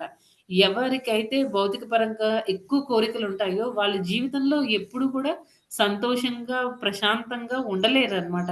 ఎందుకంటే ఈ కోరిక తీరిపోయింది. ఇంకొక కోరిక కావాలి. ఇంకొక కోరిక, ఇంకొక కోరిక. తర్వాత వాళ్ళెప్పుడు కూడా వేరే వాళ్ళ పట్ల ద్వేషపూరితంగా ఉంటారనమాట. ఎందుకంటే భౌతిక పరంగా ఉంటారు. నా దగ్గర ఇంత ఉంది. నీ దగ్గరేమో అంతుంది. నాకెప్పుడు అంతొస్తుంది అని చెప్పేసి వాళ్ళు ఎప్పుడు కంపేర్ చేసుకుంటూ ఉంటారనమాట. వేరే వాళ్ళతో పోల్చి చూసుకుంటూ ఉంటారు. ఎప్పుడైతే మనం అది ఆధ్యాత్మిక జీవితం అవ్వనివ్వండి, లేకపోతే భౌతిక జీవితం అవ్వనివ్వండి, ఏదైనా సరే మనం వేరే వాళ్ళతో ఎప్పుడైతే పోలుస్తూ ఉంటామో అక్కడే మనకి మన మనశ్శాంతి అన్నీ పోతాయన్నమాట. అలాంటి వాళ్ళు కర్మీస్ అన్నమాట. వాళ్ళు అవసరమైతే వాళ్ళ తృప్తి కోసం వాళ్ళు వేరే జంతువుల్ని కూడా చంపేస్తూ ఉంటారన్నమాట. అలా ఆ రకంగా ఉంటారు. తర్వాత జ్ఞానులుంటారు. వాళ్ళేం చేస్తారండి, వాళ్ళు ఈ కర్ములంతా పాపాత్ములు కాకపోయినా వాళ్ళు కూడా ఏంటంటే ఎప్పుడు వాళ్ళకి ఒకటే ఇంటెన్షన్ మనసులో ఉంటుందన్నమాట. ఎలా నేను ముక్తిని పొందాలి? జ్ఞానాన్ని ఇంకా సంపాదించుకోవాలి. నేను ఎలా ముక్తిని పొందాలి అని ఆలోచిస్తారనమాట. ముక్తి, ముక్తి, ముక్తి అది కూడా ఒక భౌతికపరమైన కోరికే. ఎందుకంటే భక్తుల్ని తీసుకుంటే వాళ్ళెప్పుడూ నాకు ముక్తి కావాలి అని చెప్పి వాళ్ళు సెపరేట్‌గా ట్రై చెయ్యరనమాట. ఎందుకంటే భక్తులకి ముక్తి అనేది బానిస లాంటిది అని అంటారు ప్రభుపాదుల వారు. తర్వాత ఆటోమేటిక్‌గా జరిగిపోతుందనమాట. మనకు నిజమైన భక్తి ఉన్నప్పుడు భగవంతుడు తప్పకుండా మనకి హెల్ప్ అనేది చేస్తాడు అనే విషయాన్ని ఇక్కడ చెప్తున్నారు. జ్ఞానులు అలా ఉంటారనమాట. వాళ్ళు కర్ములతో కంపేర్ చేస్తే అంత పాపాత్ములు కాదు. కాకపోతే వాళ్ళెప్పుడు చూసినా వాళ్ళు ట్రై చేసినా, దేనికోసం ట్రై చేసినా వాళ్ళ మనసులో ఒకటే ఉంటుంది. నేను భగవంతుడిలో ఐక్యమైపోవాలి అని. నెక్స్ట్ యోగులనమాట. యోగులేం చేస్తారండి, వాళ్ళకి మిస్టిక్ పవర్స్ అవి కావాలి, శక్తులు కావాలి, సిద్ధులు కావాలనమాట. దానికోసం వాళ్ళు ప్రయత్నిస్తూ ఉంటారు. ఈ రకంగా వీళ్ళు ముగ్గురు కూడా ఎప్పుడు సంతోషంగా ఉండరు. అదే భక్తుల్ని తీసుకుంటే వాళ్ళు భగవద్ధామానికి చేరుకోవడానికి ఎలా నేను భగవద్ధామానికి చేరుకోవాలి? ఎలా నేను భగవంతుడిని తృప్తిపరచాలి? కృష్ణుడు నాకిన్ని అవకాశాలిచ్చాడు. యాక్చువల్‌గా మనకి ఒక్కొక్కసారి ఈ ఆధ్యాత్మిక జీవితంలోకి రాకముందు మనం పడే కష్టాలకి మనం ఏడుస్తూ ఉంటాము. చిన్నదానికి కూడా మనం చాలా ఫీల్ అయిపోతామనమాట. కానీ ఎప్పుడైతే భక్తి మార్గంలోకొచ్చిన తర్వాత అవే ప్రాబ్లమ్స్ మనకి చాలా చిన్నవిగా కనిపిస్తాయి. ప్రాబ్లమ్స్ తగ్గిపోలేదు. మన యాటిట్యూడ్ చేంజ్ అయిందనమాట. మనలో ఆ భగవంతుడి పట్ల నమ్మకం అనేది పెరిగింది. అందుకే మనకి ఆ ప్రాబ్లమ్స్ అన్నీ కూడా చిన్నవిగా కనిపిస్తాయి. సేమ్ ప్రాబ్లమ్స్ బిఫోర్ కేసి మనకి పెద్దగా కనిపిస్తాయన్నమాట. అది రెండిటికి తేడా. భగవంతుడి ఈ భక్తులు కూడా ఎప్పుడు ఎలా ఆలోచిస్తారంటే, నేను భగవంతుడికి సేవకుడిని. భగవంతుడికి మాత్రమే కాదు, భగవంతుడి యొక్క భక్తులందరికీ కూడా నేను సేవకుడిని. ఎలాగ వాళ్ళని తృప్తిపరచాలి అని ఆలోచిస్తూ ఉంటారు. అందుకే ఈ లీడర్స్‌ని భక్తి మార్గంలో, కృష్ణ చైతన్య మార్గంలో ఉండే లీడర్స్‌ని సేవక నాయకులు అని అంటారనమాట. సర్వెంట్ లీడర్స్ అంటారు. ఎందుకంటే వాళ్ళెప్పుడు నేను సర్వెంట్‌ని, ప్రభుజీ, మాతాజీ ఏం చేయాలి నేను మీకోసం అన్నట్టు ఉండాలనమాట. అది భక్తిలో ఒక భక్తుడి యొక్క లక్షణము. తర్వాత వాళ్ళు ఎంతసేపు కూడా వేరే పరదుఃఖ దుఃఖి అన్నమాట. వేరే వాళ్ళ గురించి ఆలోచిస్తూ ఉంటారు. అయ్యో! వీళ్ళందరూ ఎంత బాధపడుతున్నారు. వీళ్ళందరిని ఎలా భగవద్ధామానికి తీసుకొని వెళ్ళాలి అని. పొరపాటున కూడా వాళ్ళు క్రెడిట్ తీసుకోరు. ఏది జరిగినా సరే మా గురువుల దయ, లేకపోతే కృష్ణ భగవానుడి దయ. ఆయన మా మీద దయ చూపిచ్చాడు. నేను అదే ఇన్ఫర్మేషన్ నేను మీకు పాస్ చేస్తున్నాను. నేను చేసిందేం లేదు. అది జనరల్‌గా భక్తులు చెప్తూ ఉంటారనమాట. ఇదంతా ఏంటంటే ఒక డివోటీకి, ఒక భక్తుడికి ఉండాల్సిన లక్షణాలు. తర్వాత భగవద్గీతలో ఒక శ్లోకాలు 18వ అధ్యాయంలో వస్తుంది. అదేం శ్లోకం అండి? తస్మాన్ మనుష్యేషు అని ఒక తస్మాన్ మనుష్యేషు ఆ శ్లోకం వస్తుంది కదా! దానిలో భగవంతుడు ఏం చెప్తారండి అంటే, ఎవరైతే నా గురించి ప్రచారం చేస్తారో, నా గురించి వేరే వాళ్ళకి కూడా నా వేరే వాళ్ళ దగ్గర నా గురించి మాట్లాడతారో, అలాంటి భక్తుడంటే నాకు చాలా ఇష్టమని చెప్తారనమాట. అంటే ఈ లక్షణాలన్నీ ఉండాలి. వేరే వాళ్ళ గురించి ఆలోచించాలి. ఎప్పుడు కూడా నేను అన్నీ చేశాను, నా వల్ల ఇది జరిగింది అని క్రెడిట్ తీసుకోకూడదు. ప్రతి క్రెడిట్ కూడా వేరే భక్తులకి, సీనియర్ డివోటీస్‌కి ఇచ్చేయాలి. ప్రభుపాదుల వారు కూడా అంతే కదండీ! ఆయన అంతా చేసిన తర్వాత ఫారినర్ అమ్మాయిలు, అబ్బాయిలు వాళ్ళందరితో ఏమంటారు? మీ వల్లే ఇదంతా జరిగింది. మీరు లేకపోతే నేనేం చేయలేనని. ఎందుకు చేయలేరండి? ప్రభుపాదుల వారు ఒక్కళ్ళే చాలు మొత్తం అందరిని. ప్రభుపాద్ లాంటి ఒక భక్తులు చాలు మొత్తం ప్రపంచాన్ని మొత్తాన్ని కూడా భక్తి మార్గంలో తీసుకొనొచ్చేయడానికి. అయినా సరే ఆయన ఎప్పుడు కూడా క్రెడిట్ తీసుకోరు. నీ వల్ల జరిగింది, నీ వల్ల జరిగింది. మా గురువుగారి వల్ల బ్లెస్సింగ్స్, లేకపోతే కృష్ణ బ్లెస్సింగ్స్. ఇవే అన్నమాట. క్రెడిట్ ఎప్పుడు తీసుకోరు వాళ్ళు. అది ఒక మంచి భక్తులకు ఉండాల్సిన లక్షణం. నెక్స్ట్ 37వ శ్లోకం అండి. శాంతులు, సమదర్శులు, శుచిత్వము కలవారు, పరిశుద్ధులు, ఇతర జీవులను రంజింపజేయు కళ నెరిగిన వారు, కేవలము భగవద్భక్తులతోనే మైత్రి నిలుపువారు నగు మనుజులే సులభముగా భగవద్ధామమున కేగగలరు. హరే కృష్ణ మాతాజీ. ఈ శ్లోకంలో ఏం చెప్తున్నారంటే భక్తులకు ఉండాల్సిన లక్షణాలు చెప్తున్నారనమాట. మిగతా వాళ్ళతో చాలా ఫ్రెండ్షిప్ గా ఉండాలి. నేను ఇందాక ఫస్ట్ లో పాయింట్ చెప్పాను. భక్తుల్ని చూడగానే ఎవరికైతే సంతోషం కలుగుతుందో వాళ్ళు మంచి భక్తులు అనమాట. ఎవరికైతే వచ్చిందిరా బాబు, మళ్ళీ వచ్చిందిరా, మళ్ళీ వచ్చారు ఈయన చూడలేక చచ్చిపోతున్నాం అసలు, ఎప్పుడు చూసినా ఏదో ఒక ఇన్స్ట్రక్షన్ ఇస్తూ ఉంటారు. అది బాలేదు, ఇది బాలేదు, అది చేయండి, ఇది చేయండి అని చెప్పి ఓ టెన్షన్ పెడుతుంటారు అని చెప్పి, ఎప్పుడైతే ఒక డివోటీని చూసి మన నుదురు చిట్లిస్తామో మనం భగవద్ధామానికి చేరుకోవడానికి మనకి లాంగ్ వే అన్నమాట. ఇంకా చాలా టైం ఉంది మనకి. అది మనం అర్థం చేసుకోవాలి. నెక్స్ట్ ఇంకా ఏమంటున్నారండి, ఈ ప్రభుపాదుల వారు ఈ భక్తులు అనేవాళ్ళు ఎప్పుడు చాలా హ్యాపీగా ఉంటారు, చాలా పీస్ఫుల్ గా ఉంటారు. కొంతమంది భక్తుల్ని చూస్తే మనకు అనిపిస్తుంది, అంటే ఈవెన్ మనం భక్తిలోకి రాకముందు కూడా, కృష్ణ చైతన్య మార్గంలోకి రాకముందు కూడా ఎవరైనా మనకు మంచి భక్తుల్ని చూసినప్పుడు మనకి వాళ్ళ ఫేస్ చూడగానే మనకి ఎలా అనిపిస్తుందంటే చాలా సంతోషంగా అనిపిస్తుంది. అబ్బాయి ఈ డివోటీ ఫేస్ లో ఎంత ప్రశాంతత కనిపిస్తుందో కదా అని అనుకుంటారనమాట. తర్వాత ఇంకా ఎప్పుడు కూడా వాళ్ళు భగవంతుడిని ఎలా తృప్తిపరచాలి, నా గురువుని నేను ఎలా తృప్తిపరచాలి అని ఆలోచిస్తూ ఉంటారు. వాళ్ళు ఎప్పుడు పీస్ఫుల్ గా ఉంటారు. కారణం ఏంటి అంటే వాళ్ళు భగవంతుడికి సరెండర్ అయిపోయారనమాట. లేకపోతే వాళ్ళ గురువుకి వాళ్ళు సరెండర్ అయిపోయారు. తర్వాత చిన్నపిల్లలు ఏ రకంగా అయితే తల్లిదండ్రుల మీద కంప్లీట్ గా ఆధారపడిపోతారో, తండ్రి చూడండి ఒకసారి పిల్లల్ని ఇలా పైకి ఎగరేసినప్పుడు పిల్లలు భయపడరు. అదే మనల్ని పైకి ఎగరేసారనుకోండి, అంటే ఏ జెయింట్ వీలో లేకపోతే మేరీ కొలంబస్ ఇలాంటివేవో ఉంటాయి కదండీ ఆ ఎగ్జిబిషన్‌లో. అలాంటి వాటిని మనం ఎక్కినప్పుడు మనం ఏం చేస్తామంటే గట్టిగా అరుస్తాము. కొంతమంది ఏడుస్తారు. కొంతమంది ఎప్పుడు దిగేద్దామా అని చూస్తూ ఉంటారు. ఇలా ఉంటాయి. ఎందుకు మనకి భయం అన్నమాట. ఎందుకంటే మనం కంప్లీట్‌గా పిల్లల మీద కృష్ణ మీద ఆధారపడి లేము. కానీ ఇక్కడ పిల్లల్ని పైకి ఎగరేసినప్పుడు వాళ్ళు చాలా హ్యాపీగా నవ్వుతూ ఉంటారు. ఎందుకంటే వాళ్ళకి తెలుసు మా నాన్న నన్ను ఖచ్చితంగా పట్టుకుంటారు, నన్ను పడేయరు అని నమ్మకం అన్నమాట. కానీ మనకి ఆ నమ్మకం అనేది లేదు కాబట్టి మనకేంటంటే జీవితంలో ఏ చిన్న ప్రాబ్లమ్ వచ్చినా ఏడుస్తాము, అరుస్తాము. లేకపోతే మన ఫ్రస్ట్రేషన్ అంతా వేరే వాళ్ళ మీద తోసేస్తామన్నమాట. ఏదైనా మంచి జరిగితే నేనే చేశాను. చెడు జరిగితే ఇదిగో వీళ్ళు చేశారు, వాళ్ళు చేశారు అని మనం ఎప్పుడూ చెప్పుకుంటూ ఉంటాం అన్నమాట. తర్వాత ఇంకా అందరికీ కూడా వీళ్ళు భక్తులు, వీళ్ళు అభక్తులు, వీళ్ళు నాకిష్టమైన వాళ్ళు, వీరు మంచివాళ్ళు కాదు, ఇది మంచి, ఇది చెడు అలా డిస్క్రిమినేట్ చెయ్యరనమాట. సెపరేట్ చేసి చూడరు. అందరి పట్ల కూడా చాలా ప్రేమగా వ్యవహరిస్తూ ఉంటారు. దీనికి మెయిన్ వాళ్ళలో అంత ఏమంటారు, అంత మెచ్యూరిటీ ఎలా వచ్చింది అంటే భక్తుల యొక్క సాంగత్యంలో ఉండడం వల్ల ఈ క్వాలిటీస్ అన్నిటిని కూడా మనం డెవలప్ చేసుకుంటాం. ఎందుకంటే ఒక్కొక్క ప్రతి భక్తుడి నుంచి కూడా, భక్తురాల నుంచి కూడా మనం నేర్చుకోవడానికి ఏదో ఒకటి ఉంటుందన్నమాట. కాకపోతే ఏంటంటే మనం ఎప్పుడైతే ఆ ఫాల్ట్ ఫైండింగ్ నేచర్‌తో ఉంటామో, వాళ్ళలో తప్పులు వెతికే పనిలో ఉంటామో, వాళ్ళలో ఉన్న మంచిని మనం గ్రహించలేమన్నమాట. వాళ్ళలో ఉన్న మంచిని గ్రహించాలి అంటే మనకి ఆ ఫాల్ట్ ఫైండింగ్ నేచర్ అనేది మనలో ముందు తీసేయాలి. నేను ఎవరిలో ఏ తప్పు చూడకూడదు. ఈ మాతాజీ నుంచి లేకపోతే ఈ ప్రభుజీ నుంచి నేర్చుకోవడానికి ఏముంది. కొంతమంది ఉంటారు, ఆ సర్వీస్, ఈ సర్వీస్ అని పరుగులెత్తరు. ఒక దగ్గరే ఉంటారు. చాలా పీస్‌ఫుల్‌గా ఉంటారు.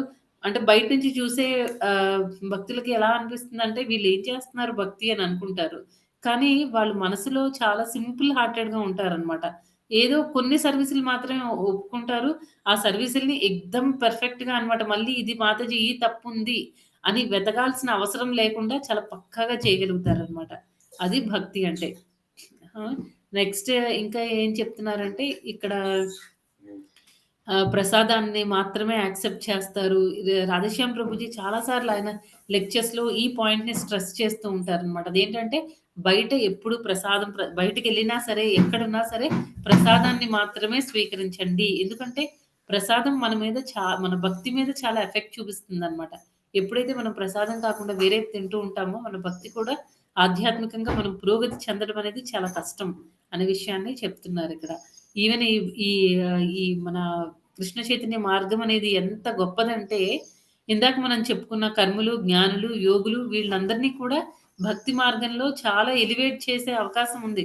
ఒక శూద్రుడిని మామూలుగా ఏదో ఒక శూద్రుడిని బ్రాహ్మణుడిగా మనం మార్చలేము. ఎందుకంటే వాళ్ళలో ఉండే లక్షణాలు అవి చాలా డిఫరెంట్‌గా ఉంటాయన్నమాట. ఒక శూద్రుడు బిహేవ్ చేసేదానికి, ఒక బ్రాహ్మణుడు లేకపోతే వైష్ణవుడు బిహేవ్ చేసేదానికి చాలా తేడా ఉంటుంది. ఆ తేడాని ఫిల్ చేసి ఒక శూద్రుడిని వైష్ణవుడిగా మార్చాలి అనంటే దానికి ఒకే ఒక్క మార్గం కృష్ణ చైతన్య మార్గం అన్నమాట.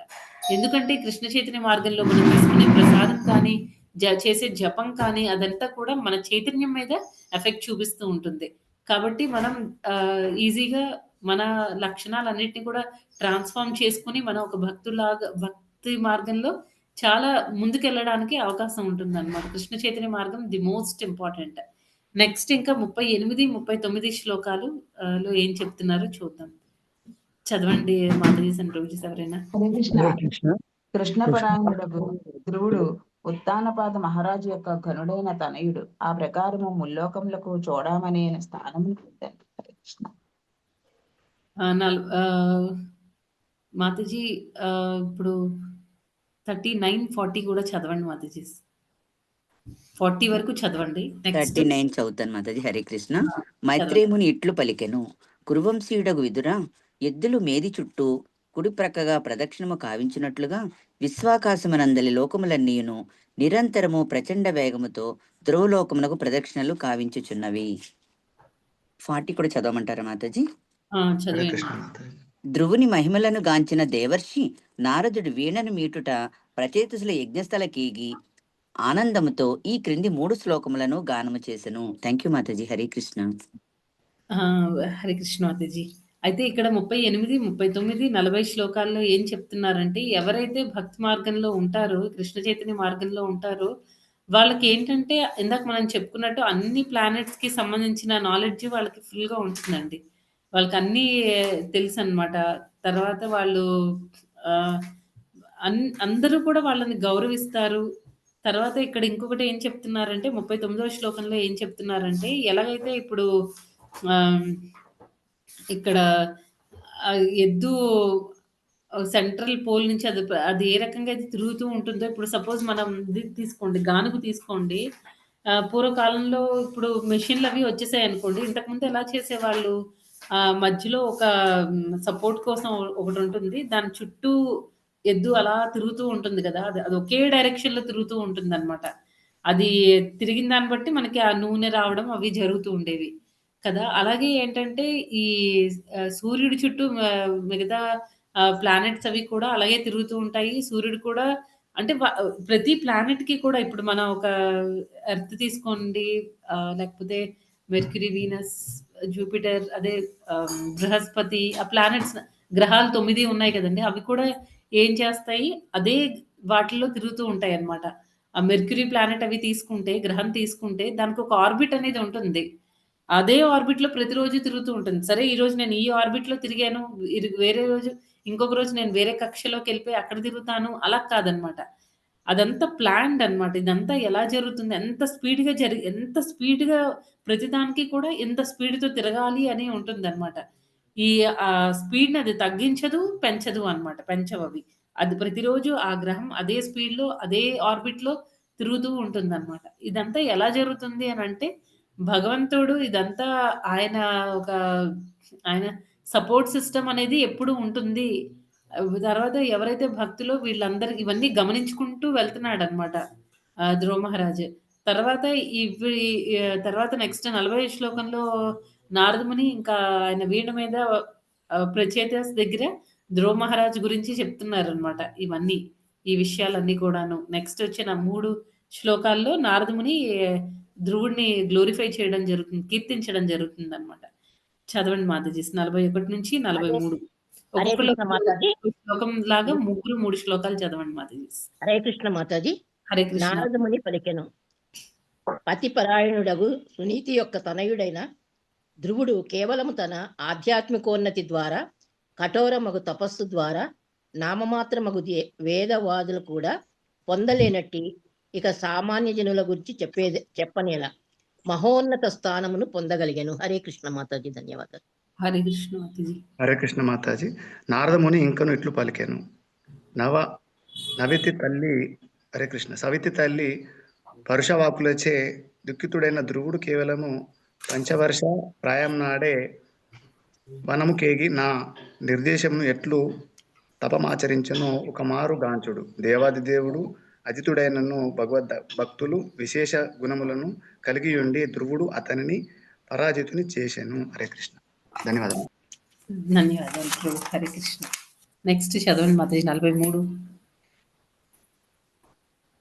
హరే కృష్ణ. హరే కృష్ణ. ధ్రువుడు కేవలము 5-6 ప్రాయం నాడే 6 మాసములు తపమాచరించి మహోన్నత స్థానమును పొందెను. ఆహా, గొప్ప క్షత్రుడైనను పెక్కు సంవత్సరములు తపస్సు పిదపయు అట్టి స్థానమును పొందజాలడు. హరే కృష్ణ. హరే కృష్ణ మాతాజీ. అయితే ఇక్కడ 41, 42, 43 ఈ 3 శ్లోకాల్లో నారదముని ధ్రువుడిని మెచ్చుకుంటున్నారనమాట.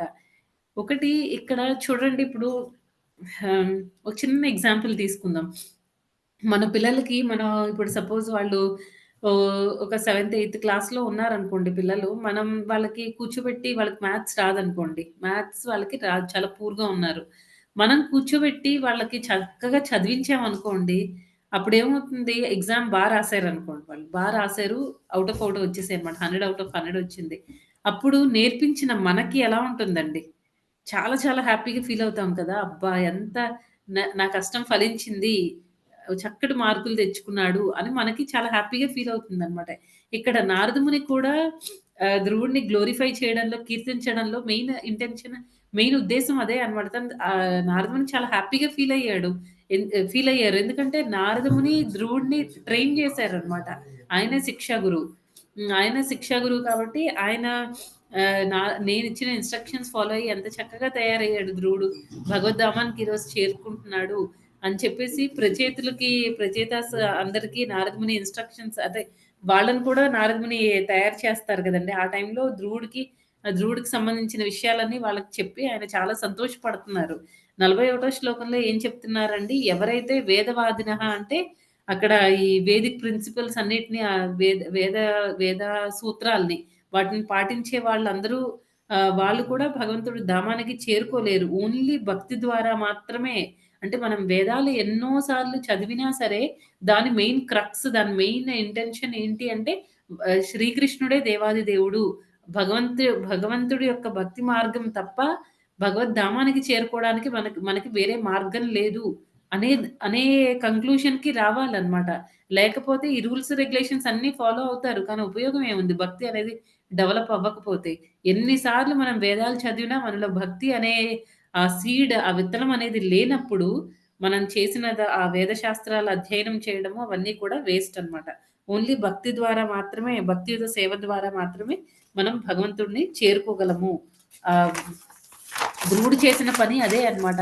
మామూలుగా అయితే ధ్రువుడు క్షత్రియుడైనా సరే మంచి వైష్ణవుడిలాగా తయారయ్యి చాలా 6 నెలల్లో ఆయన పర్ఫెక్ట్ అయిపోయారన్నమాట. కారణం ఏంటి? ఒకటి శుద్ధ భక్తుల సాంగత్యం, నారదముని సాంగత్యము. రెండవది ఏంటి అంటే పట్టుదల. ఆ క్షత్రియుడిలో ఇప్పుడు ప్రతి ఒక్కళ్ళలో కూడా కొన్ని క్వాలిటీస్ ఉంటాయన్నమాట. Positive qualities. కొంతమంది ఏం చేస్తారు, ఆ పాజిటివ్ క్వాలిటీస్‌ని పాజిటివ్ వేలో ఉపయోగించుకుంటారు. కొంతమంది ఆ పాజిటివ్ క్వాలిటీస్‌ని సపోజ్ కొంతమందికి ఏంటంటే చాలా గట్టిగా అరవడము అలాంటివి స్వభావం ఉండదన్నమాట. చాలా నెమ్మదిగా మాట్లాడతారు. వాళ్ళు ఆ స్వభావాన్ని మంచికి వాడుకోవాలన్నమాట. కానీ అదే స్వభావాన్ని వాళ్ళేంటంటే ఒక చెడ్డ పని చేస్తూ దానిలో ఆ ఓర్పుని, సహనాన్ని చూపిస్తున్నారనుకోండి, ఉపయోగం ఏముంది? దానివల్ల ఉపయోగం ఎవరికీ ఉండదన్నమాట. వాళ్ళ పతనానికి అది, ఎందుకంటే వాళ్ళకున్న లక్షణాలు మంచివే. కానీ వాళ్ళు ఎంచుకున్న దారి తప్పన్నమాట. దానివల్ల ఏమవుతుందంటే వాళ్ళలో ఉన్న అన్ని మంచి క్వాలిటీస్ ఉన్నప్పటికీ కూడా వాళ్ళు షైన్ అవ్వలేరు. పతనానికి గురవుతారన్నమాట. అది 42వ శ్లోకం. ఈ 42వ శ్లోకం ఏం చెప్తున్నారండి? 5 ఇయర్స్ ఉన్నప్పుడే నారదముని ఏదైతే చెప్పారో, నువ్వు ఇలా చెయ్యి, అలా చెయ్యి, ఫస్ట్ అంతా భయపెట్టారు నారదముని. ఎందుకు, నువ్వు చాలా చిన్నోడివి, ఇక్కడ చాలా అడవి మృగాలవన్నీ ఉంటాయి, నిన్ను తినేస్తాయి, నువ్వు వెళ్ళిపో, క్షత్రియుడివి అయ్యుండి నీకెందుకు ఈ కర్మ, నువ్వెందుకు ఇలాగా ఈ అడవుల్లో తిరగాలి, నువ్వు ఇంటికెళ్ళిపో అని ఎన్ని చెప్పినా సరే ఫస్ట్ టెస్ట్ చేశారన్నమాట నారదముని. టెస్ట్ చేసినా సరే ధ్రువుడు ఎక్కడా తగ్గలేదు. ఏమంటాడు, నేను ఎలా అయినా సరే లేదు, మా తాతగారు కంటే నేను హై పొజిషన్‌లోకి వెళ్ళాలి అని ఒకే ఒక్క నిశ్చయంతో ఉంటాడనమాట. డిటర్మినేషన్‌తో ఉంటాడు. అప్పుడు నారదముని చాలా హ్యాపీగా ఫీల్ అవుతారనమాట. నారదముని హ్యాపీగా ఫీల్ అయ్యి ఏం చేస్తారు, ఇలా ఈ రకంగా చెయ్యి అని చెప్పేసి మొత్తం అంతా ఇన్‌స్ట్రక్షన్స్ ఇస్తారనమాట. ఈయన దీక్ష ఇస్తారనమాట నారదముని ధ్రువుడికి. అది పట్టుకుంటాడు. ఇంకా ధ్రువుడు 5 ఇయర్స్‌లోనే ఆయన పర్ఫెక్ట్ అయిపోతాడనమాట. ఒక 6 నెలల్లోనే, ఎక్కువ టైం కూడా తీసుకోలేదు. ఆహ్, ఆహ్, తర్వాత మనం ఇక్కడ ప్రభుపాదుల వారు ఇంకొక భాష్యంలో మంచి మంచి పాయింట్స్ చెప్పారనమాట.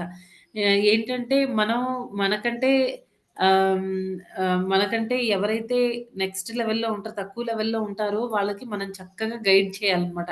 మనకంటే ఎవరైతే హై లెవెల్‌లో ఉంటారో వాళ్ళ నుంచి మనం ఎలాంటి అసూయ, ద్వేషాలు లేకుండా చక్కగా వాళ్ళిచ్చిన ఇన్‌స్ట్రక్షన్స్‌ని యాజ్ ఇట్ ఈస్‌గా తీసుకోవాలి. అంటారు కదా! భక్తిలో కూడా మనతో సమానంగా ఉండే వాళ్ళతో ఫ్రెండ్‌షిప్ చేయాలి. తక్కువ లెవెల్‌లో ఉండే వాళ్ళని గైడ్ చేసి వాళ్ళని ముందుకు తీసుకొనెళ్ళాలి. మనకంటే హైలో ఉండే వాళ్ళ నుంచి మన ఇన్‌స్ట్రక్షన్స్ తీసుకోవాలనమాట. తర్వాత భగవంతుడిని సాటిస్ఫై చేయాలి అనంటే మనకున్న ఒకే ఒక్క మార్గం ఏంటి అంటే భక్తి. తర్వాత భగవంతుడిని భక్తితో మాత్రమే కట్టేయగలమనమాట. ఇంకా ఏ రకంగా కూడా భగవంతుడిని మనము ఏమి చేయలేమనమాట. ఇప్పుడు యశోదామాత కృష్ణుడిని కట్టేసిందండి. అది మామూలుగా అయితే మనం కట్టగలమా కృష్ణుడిని? ఆవిడ ఎలా కట్టింది? భగవంతుడి మీద ప్రేమతో కట్టేసిందనమాట. ఆవిడకి భగవంతుడు తనకి ఎంత ప్రేముందో ఆ ప్రేమతో భగవంతుడిని కట్టిపడేసిందనమాట. ఈవెన్ మనకి చైతన్య చరితామృతలో కూడా ఓ దగ్గర వస్తుంది. అదేంటి అంటే రాగభక్తి చాలా గ్రేట్ అనమాట. ఈ విధిభక్తి కంటే. మనం చేసేది విధిభక్తి. మనలో రాగభక్తి అంటే స్పాంటేనియస్ లవ్ అనమాట. కృష్ణుడు పడిపోయాడు. వెంటనే మన పిల్లల్ని మనం ఎలా అయితే అయ్యయ్యో! పడిపోయావా అని చెప్పి మనం పరిగెత్తుకుంటూ వెళ్తాం. అక్కడ ఆటో వస్తుందా? బస్సు వస్తుందా? కార్ వస్తుందా? ఇవేం పట్టించుకోదనమాట తల్లి. ఇమ్మీడియేట్‌గా పరిగెత్తి మన పిల్లల్ని మనం పైకి లేపి దులుపుతామనమాట. కాళ్ళు చేతులన్నీ దులిపి అయ్యో! దెబ్బ తగిలిందా? ఏమైంది? అని చెప్పేసి మనం చాలా కంగారు పడిపోతాం. అలా స్పాట్‌లో మనకి ఆ లవ్ అనేది, ఆ ప్రేమ అనేది చూపించగలగాలనమాట భగవంతుడి మీద గూడా. ఎప్పుడైతే మనం ఆ రకంగా చూపించగలుగుతామో అది రాగభక్తి అన్నమాట. ఈ వ్రజవాసులకి వాళ్ళందరికీ ఉంది. కొంతమంది ఇప్పుడు అర్జునుడున్నాడనుకోండి. అర్జునుడు కృష్ణుడి మీద ఏ టైప్ ఆఫ్ ఉంటుందని ప్రేమ సాఖ్య భక్తి అన్నమాట. సాఖ్య రసంలో ఆయన సేవ చేస్తూ ఉంటాడు. తర్వాత హనుమంతుడైతే దాస్య భావంలో, తర్వాత ఇలా ఒక్కొక్కళ్ళు మనకి ఎంతో మంది డివోటీస్ ఉన్నారు. కానీ ఈ వ్రజవాసులు అనేవాళ్ళు చాలా ఇంపార్టెంట్. ఎందుకంటే వాళ్ళకి స్పాంటేనియస్ లవ్ అన్నమాట. వాళ్ళెప్పుడు కూడా భగవంతుడిని ఆహ్, భగవంతుడికి ఇమ్మీడియేట్‌గా వాళ్ళ పరిస్థితి గురించి నేను చేయగలనా? చేయలేనా? ఇవన్నీ కాదు. కృష్ణుడు హ్యాపీగా ఫీల్ అయ్యాడా? లేదా? ఇదే ఆలోచిస్తారనమాట. మనకి ఆహ్, ఫస్ట్ అన్నిటికంటే మెయిన్ ప్రిన్సిపల్ భక్తిలో ఏంటి అనంటే, మనం భగవంతుడిని తృప్తిపరచడానికి మాత్రమే సేవ చేయాలి. ఈ సేవ చేసిన తర్వాత నాకేంటి అని ఆలోచించకూడదు. భగవంతుడికేంటి నేనిది చేస్తే అని ఆలోచించాలి. మనకి అంత పట్టుదల అవన్నీ భక్తిలో ఎలా వస్తాయి అంటే, గురువు అనేవాళ్ళు చాలా ఇంపార్టెంట్ అన్నమాట. ఆధ్యాత్మిక గురువు ఇన్‌స్ట్రక్షన్స్ తీసుకుంటేనే మనం భగవంతుడిని తృప్తిపరచగలుగుతాం. వాళ్ళని పక్కన పెట్టేసి మనం డైరెక్ట్‌గా భగవంతుడిని అప్రోచ్ అవుతామంటే అది జరగదన్నమాట. అది ఎప్పటికి కూడా మనం జరగదు. తర్వాత భక్తిలో మనం ముందుకెళ్తున్నామా లేదా అనేది మనల్ని మనం చెక్ చేసుకుంటూ ఉండాలి.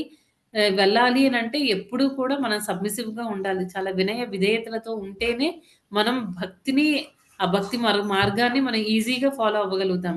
లేకపోతే మనకి భక్తి అనేది భగవంతుడిని చేరుకోవడం అనేది చాలా కష్టం అవుతుంది. అప్పుడు భగవంతుడు ఎంతగా మనల్ని యాక్సెప్ట్ చేస్తారంటే, ఇప్పుడు అర్జునుడికి చూడండి భగవంతుడు పార్థసారథిగా వచ్చేసారు కదా! ఆహ్, సారథిగా వచ్చి, రథసారథిగా వచ్చి ఆయన చాలా హెల్ప్ చేశారనమాట అర్జునుడికి.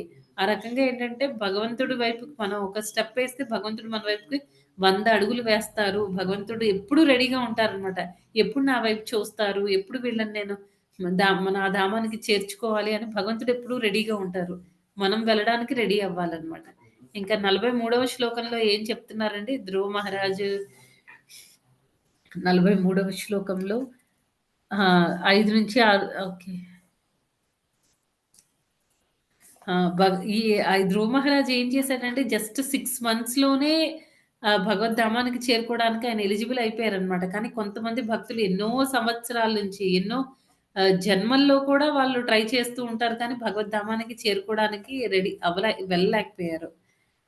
తర్వాత ఈవెన్ భరత మహారాజుకి కూడా 3 లైఫ్ టైమ్స్ పట్టింది కదండీ! 3 జన్మలు పట్టింది భరత మహారాజుకి. ఫస్ట్ కింగ్ లాగా ఉన్నప్పుడు ఆయన రాజులాగా ఉండేటప్పుడు ఆయన డీర్ జింక మాయలో పడి ఆయన భగవద్ధామానికి చేరుకోవడానికి ఎలిజిబిలిటీ కోల్పోయారు. నెక్స్ట్ మళ్ళీ జింక శరీరం వస్తుంది.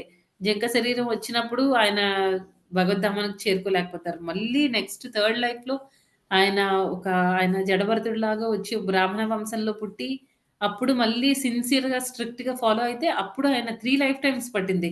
కానీ అదే ధ్రువ మహారాజ్‌కైతే 6 నెలల్లో ఆయన పర్ఫెక్ట్ అయిపోయారనమాట. కారణం ఏంటండి? అక్కడ ఈ జడభరతుడి కేస్‌లో ఆయనకి గురువు ఎవరు లేరు. ఆయనకి అసోసియేషన్ లేదు.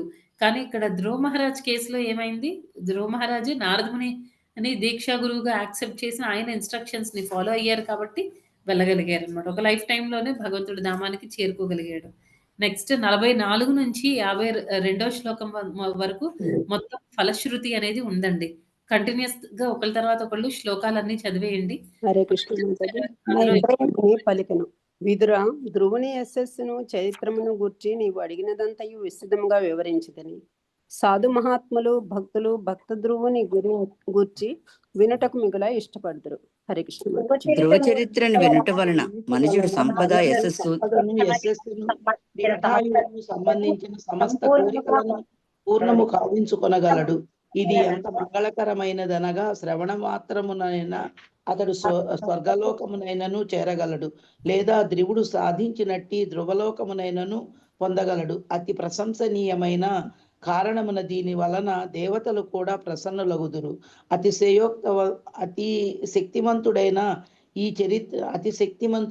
ఈ చరిత్రను సమస్త పాపములను నశింపచేయగలదు. ధ్రువచరితమును వినువాడు శ్రద్ధా భక్తులతో అతనిని విశుద్ధ స్వభావమున అవగతము చేసుకున్నటకు మరలా యత్నించువాడు విశుద్ధ భక్తి పదమును పొంది భక్తియుత సేవలో నెలకొను.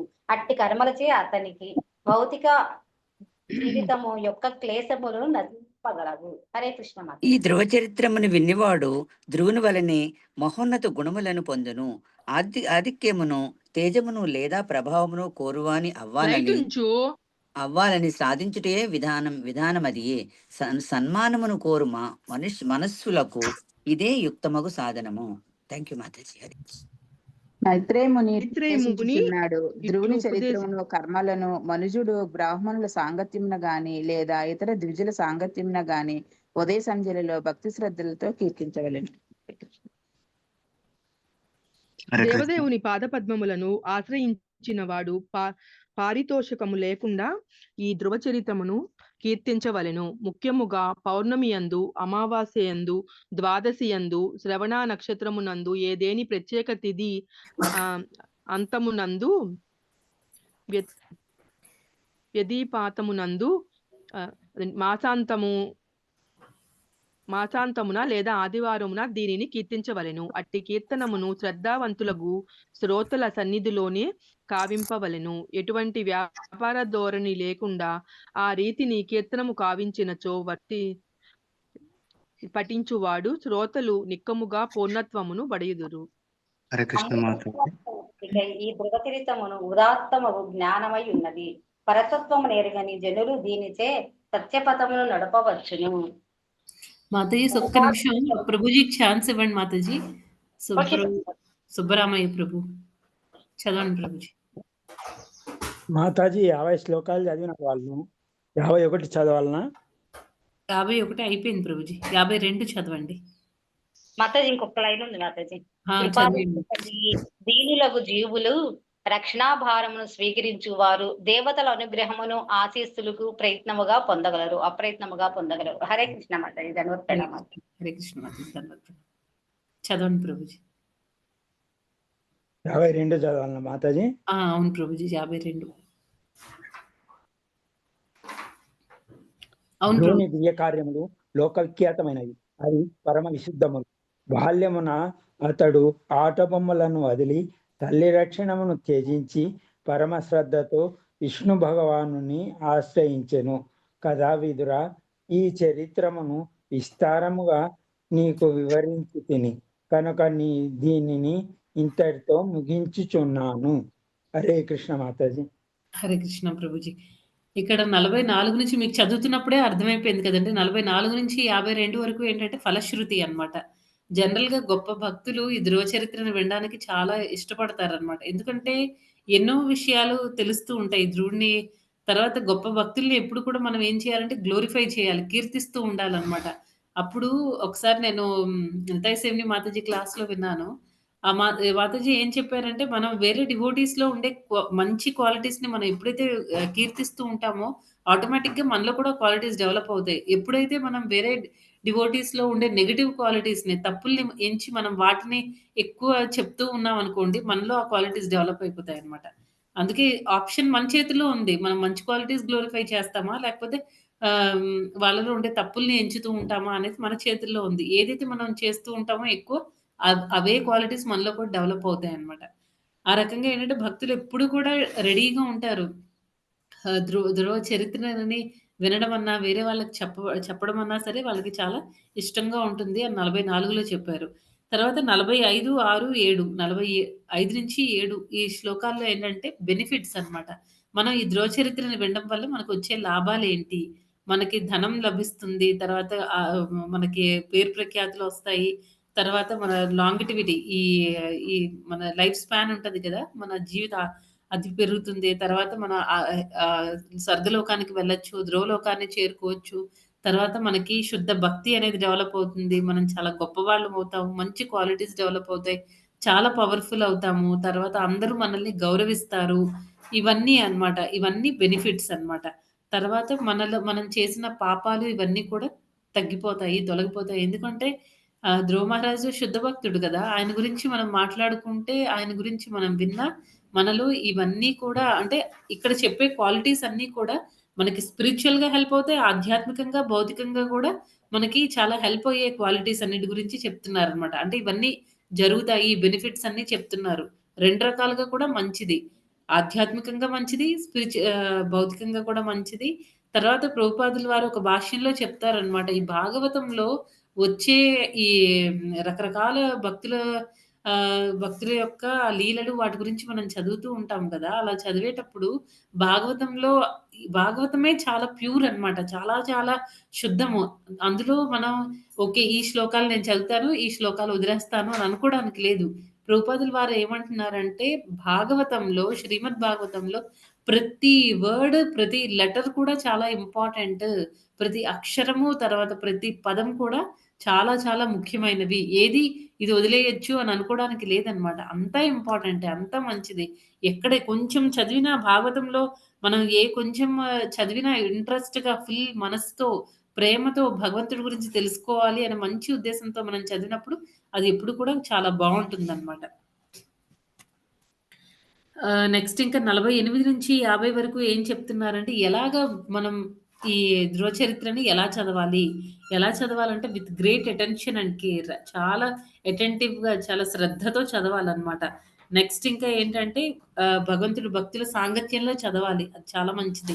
నెక్స్ట్ ఇంకా ఏం చేయాలంటే మనం ఈ భాగవతం చదివినందుకు, లేకపోతే ధ్రువ చరిత్ర చెప్పినందుకు కానీ, లేకపోతే మనం క్లాసులు అటెండ్ అవ్వడానికి కానీ, మనం ఎలాంటి డబ్బులు కూడా తీసుకోకూడదు అని చెప్తున్నారు. నెక్స్ట్ ఇంకొక నాలుగవదేంటి అంటే, భగవంతుడు కంప్లీట్ శరణాగతిలో ఉండి మనం వినాలి. ఎవరైతే భక్తులో వాళ్ళ నుంచి వినాలి అని చెప్తున్నారు. నెక్స్ట్ ఇంకా ఏంటి మంచి వినేవాళ్ళు కూడా ఆ సాంగత్యం కూడా మిగతా వాళ్ళు కూడా ఒకళ్ళు చెప్తూ ఉంటారు. ప్రవచనం ఇచ్చేవాళ్ళు ఎలాగో మంచి భక్తులే అయి ఉంటారు. వినేవాళ్ళ సాంగత్యం కూడా మనకి చాలా ఇంపార్టెంట్ అన్నమాట. లేకపోతే ఏమవుతుంది, వాళ్ళు చెప్పేవాళ్ళు ఎలా చెప్తున్నారు, వాళ్ళకెంత భక్తుంది, మనకెంత భక్తుందని మనం ఆలోచించం. చెప్పే వాళ్ళకెంతుంది, లేకపోతే మిగతా వాళ్ళకెలా ఉంది, అవి అన్నీ ఆలోచిస్తూ ఉంటారనమాట. లేకపోతే మధ్యలో ఇంకా వేరే మెటీరియల్ టాపిక్స్ ఏవో వచ్చేస్తాయి. అలా రాకుండా ఉండాలి అనంటే ఈ రకంగా మనం ధ్రువ చరిత్ర అనేది మనం చదవాలి, వినాలి అన్నమాట. నెక్స్ట్ ఎప్పుడు అనంటే ఎప్పుడు చదవాలి అనే దాన్ని కూడా ఈ శ్లోకాల్లో ఇచ్చారు. ఎప్పుడంటే ఉదయం లేకపోతే ఈవినింగ్ ఈ సాయంత్రం పూట చదవాలి, లేకపోతే పౌర్ణమి రోజు చదవాలి, లేకపోతే అమావాస్య రోజు, ఇంకా ద్వాదశి రోజు శ్రావణ మాసంలో చదవాలి. నెక్స్ట్ ఇంకా వ్యతిపతి కొన్ని రోజులు కూడా ఇచ్చారు. నెక్స్ట్ మంత్ ఎండింగ్‌లో చదవాలి, ఆదివారం చదవాలి. ఇలా కొన్ని ఇచ్చారనమాట. ఎప్పుడు చదవాలి అనే దాని గురించి. నెక్స్ట్ ఇంకా అలా చదవడం వల్ల ఏమవుతుంది అది కూడా చెప్పారనమాట. విన్న వాళ్ళకి, తర్వాత చెప్పే వాళ్ళకి ఇద్దరికీ కూడా చాలా మనకి మన లైఫ్ పెర్ఫెక్షన్ అవుతుందనమాట. అంటే భగవద్ధామానికి చేరుకోవడానికి ఎలిజిబుల్ అవుతామనమాట మనం. అది 50వ శ్లోకం వరకు చెప్పారు. 51లో ఏం చెప్తున్నారంటే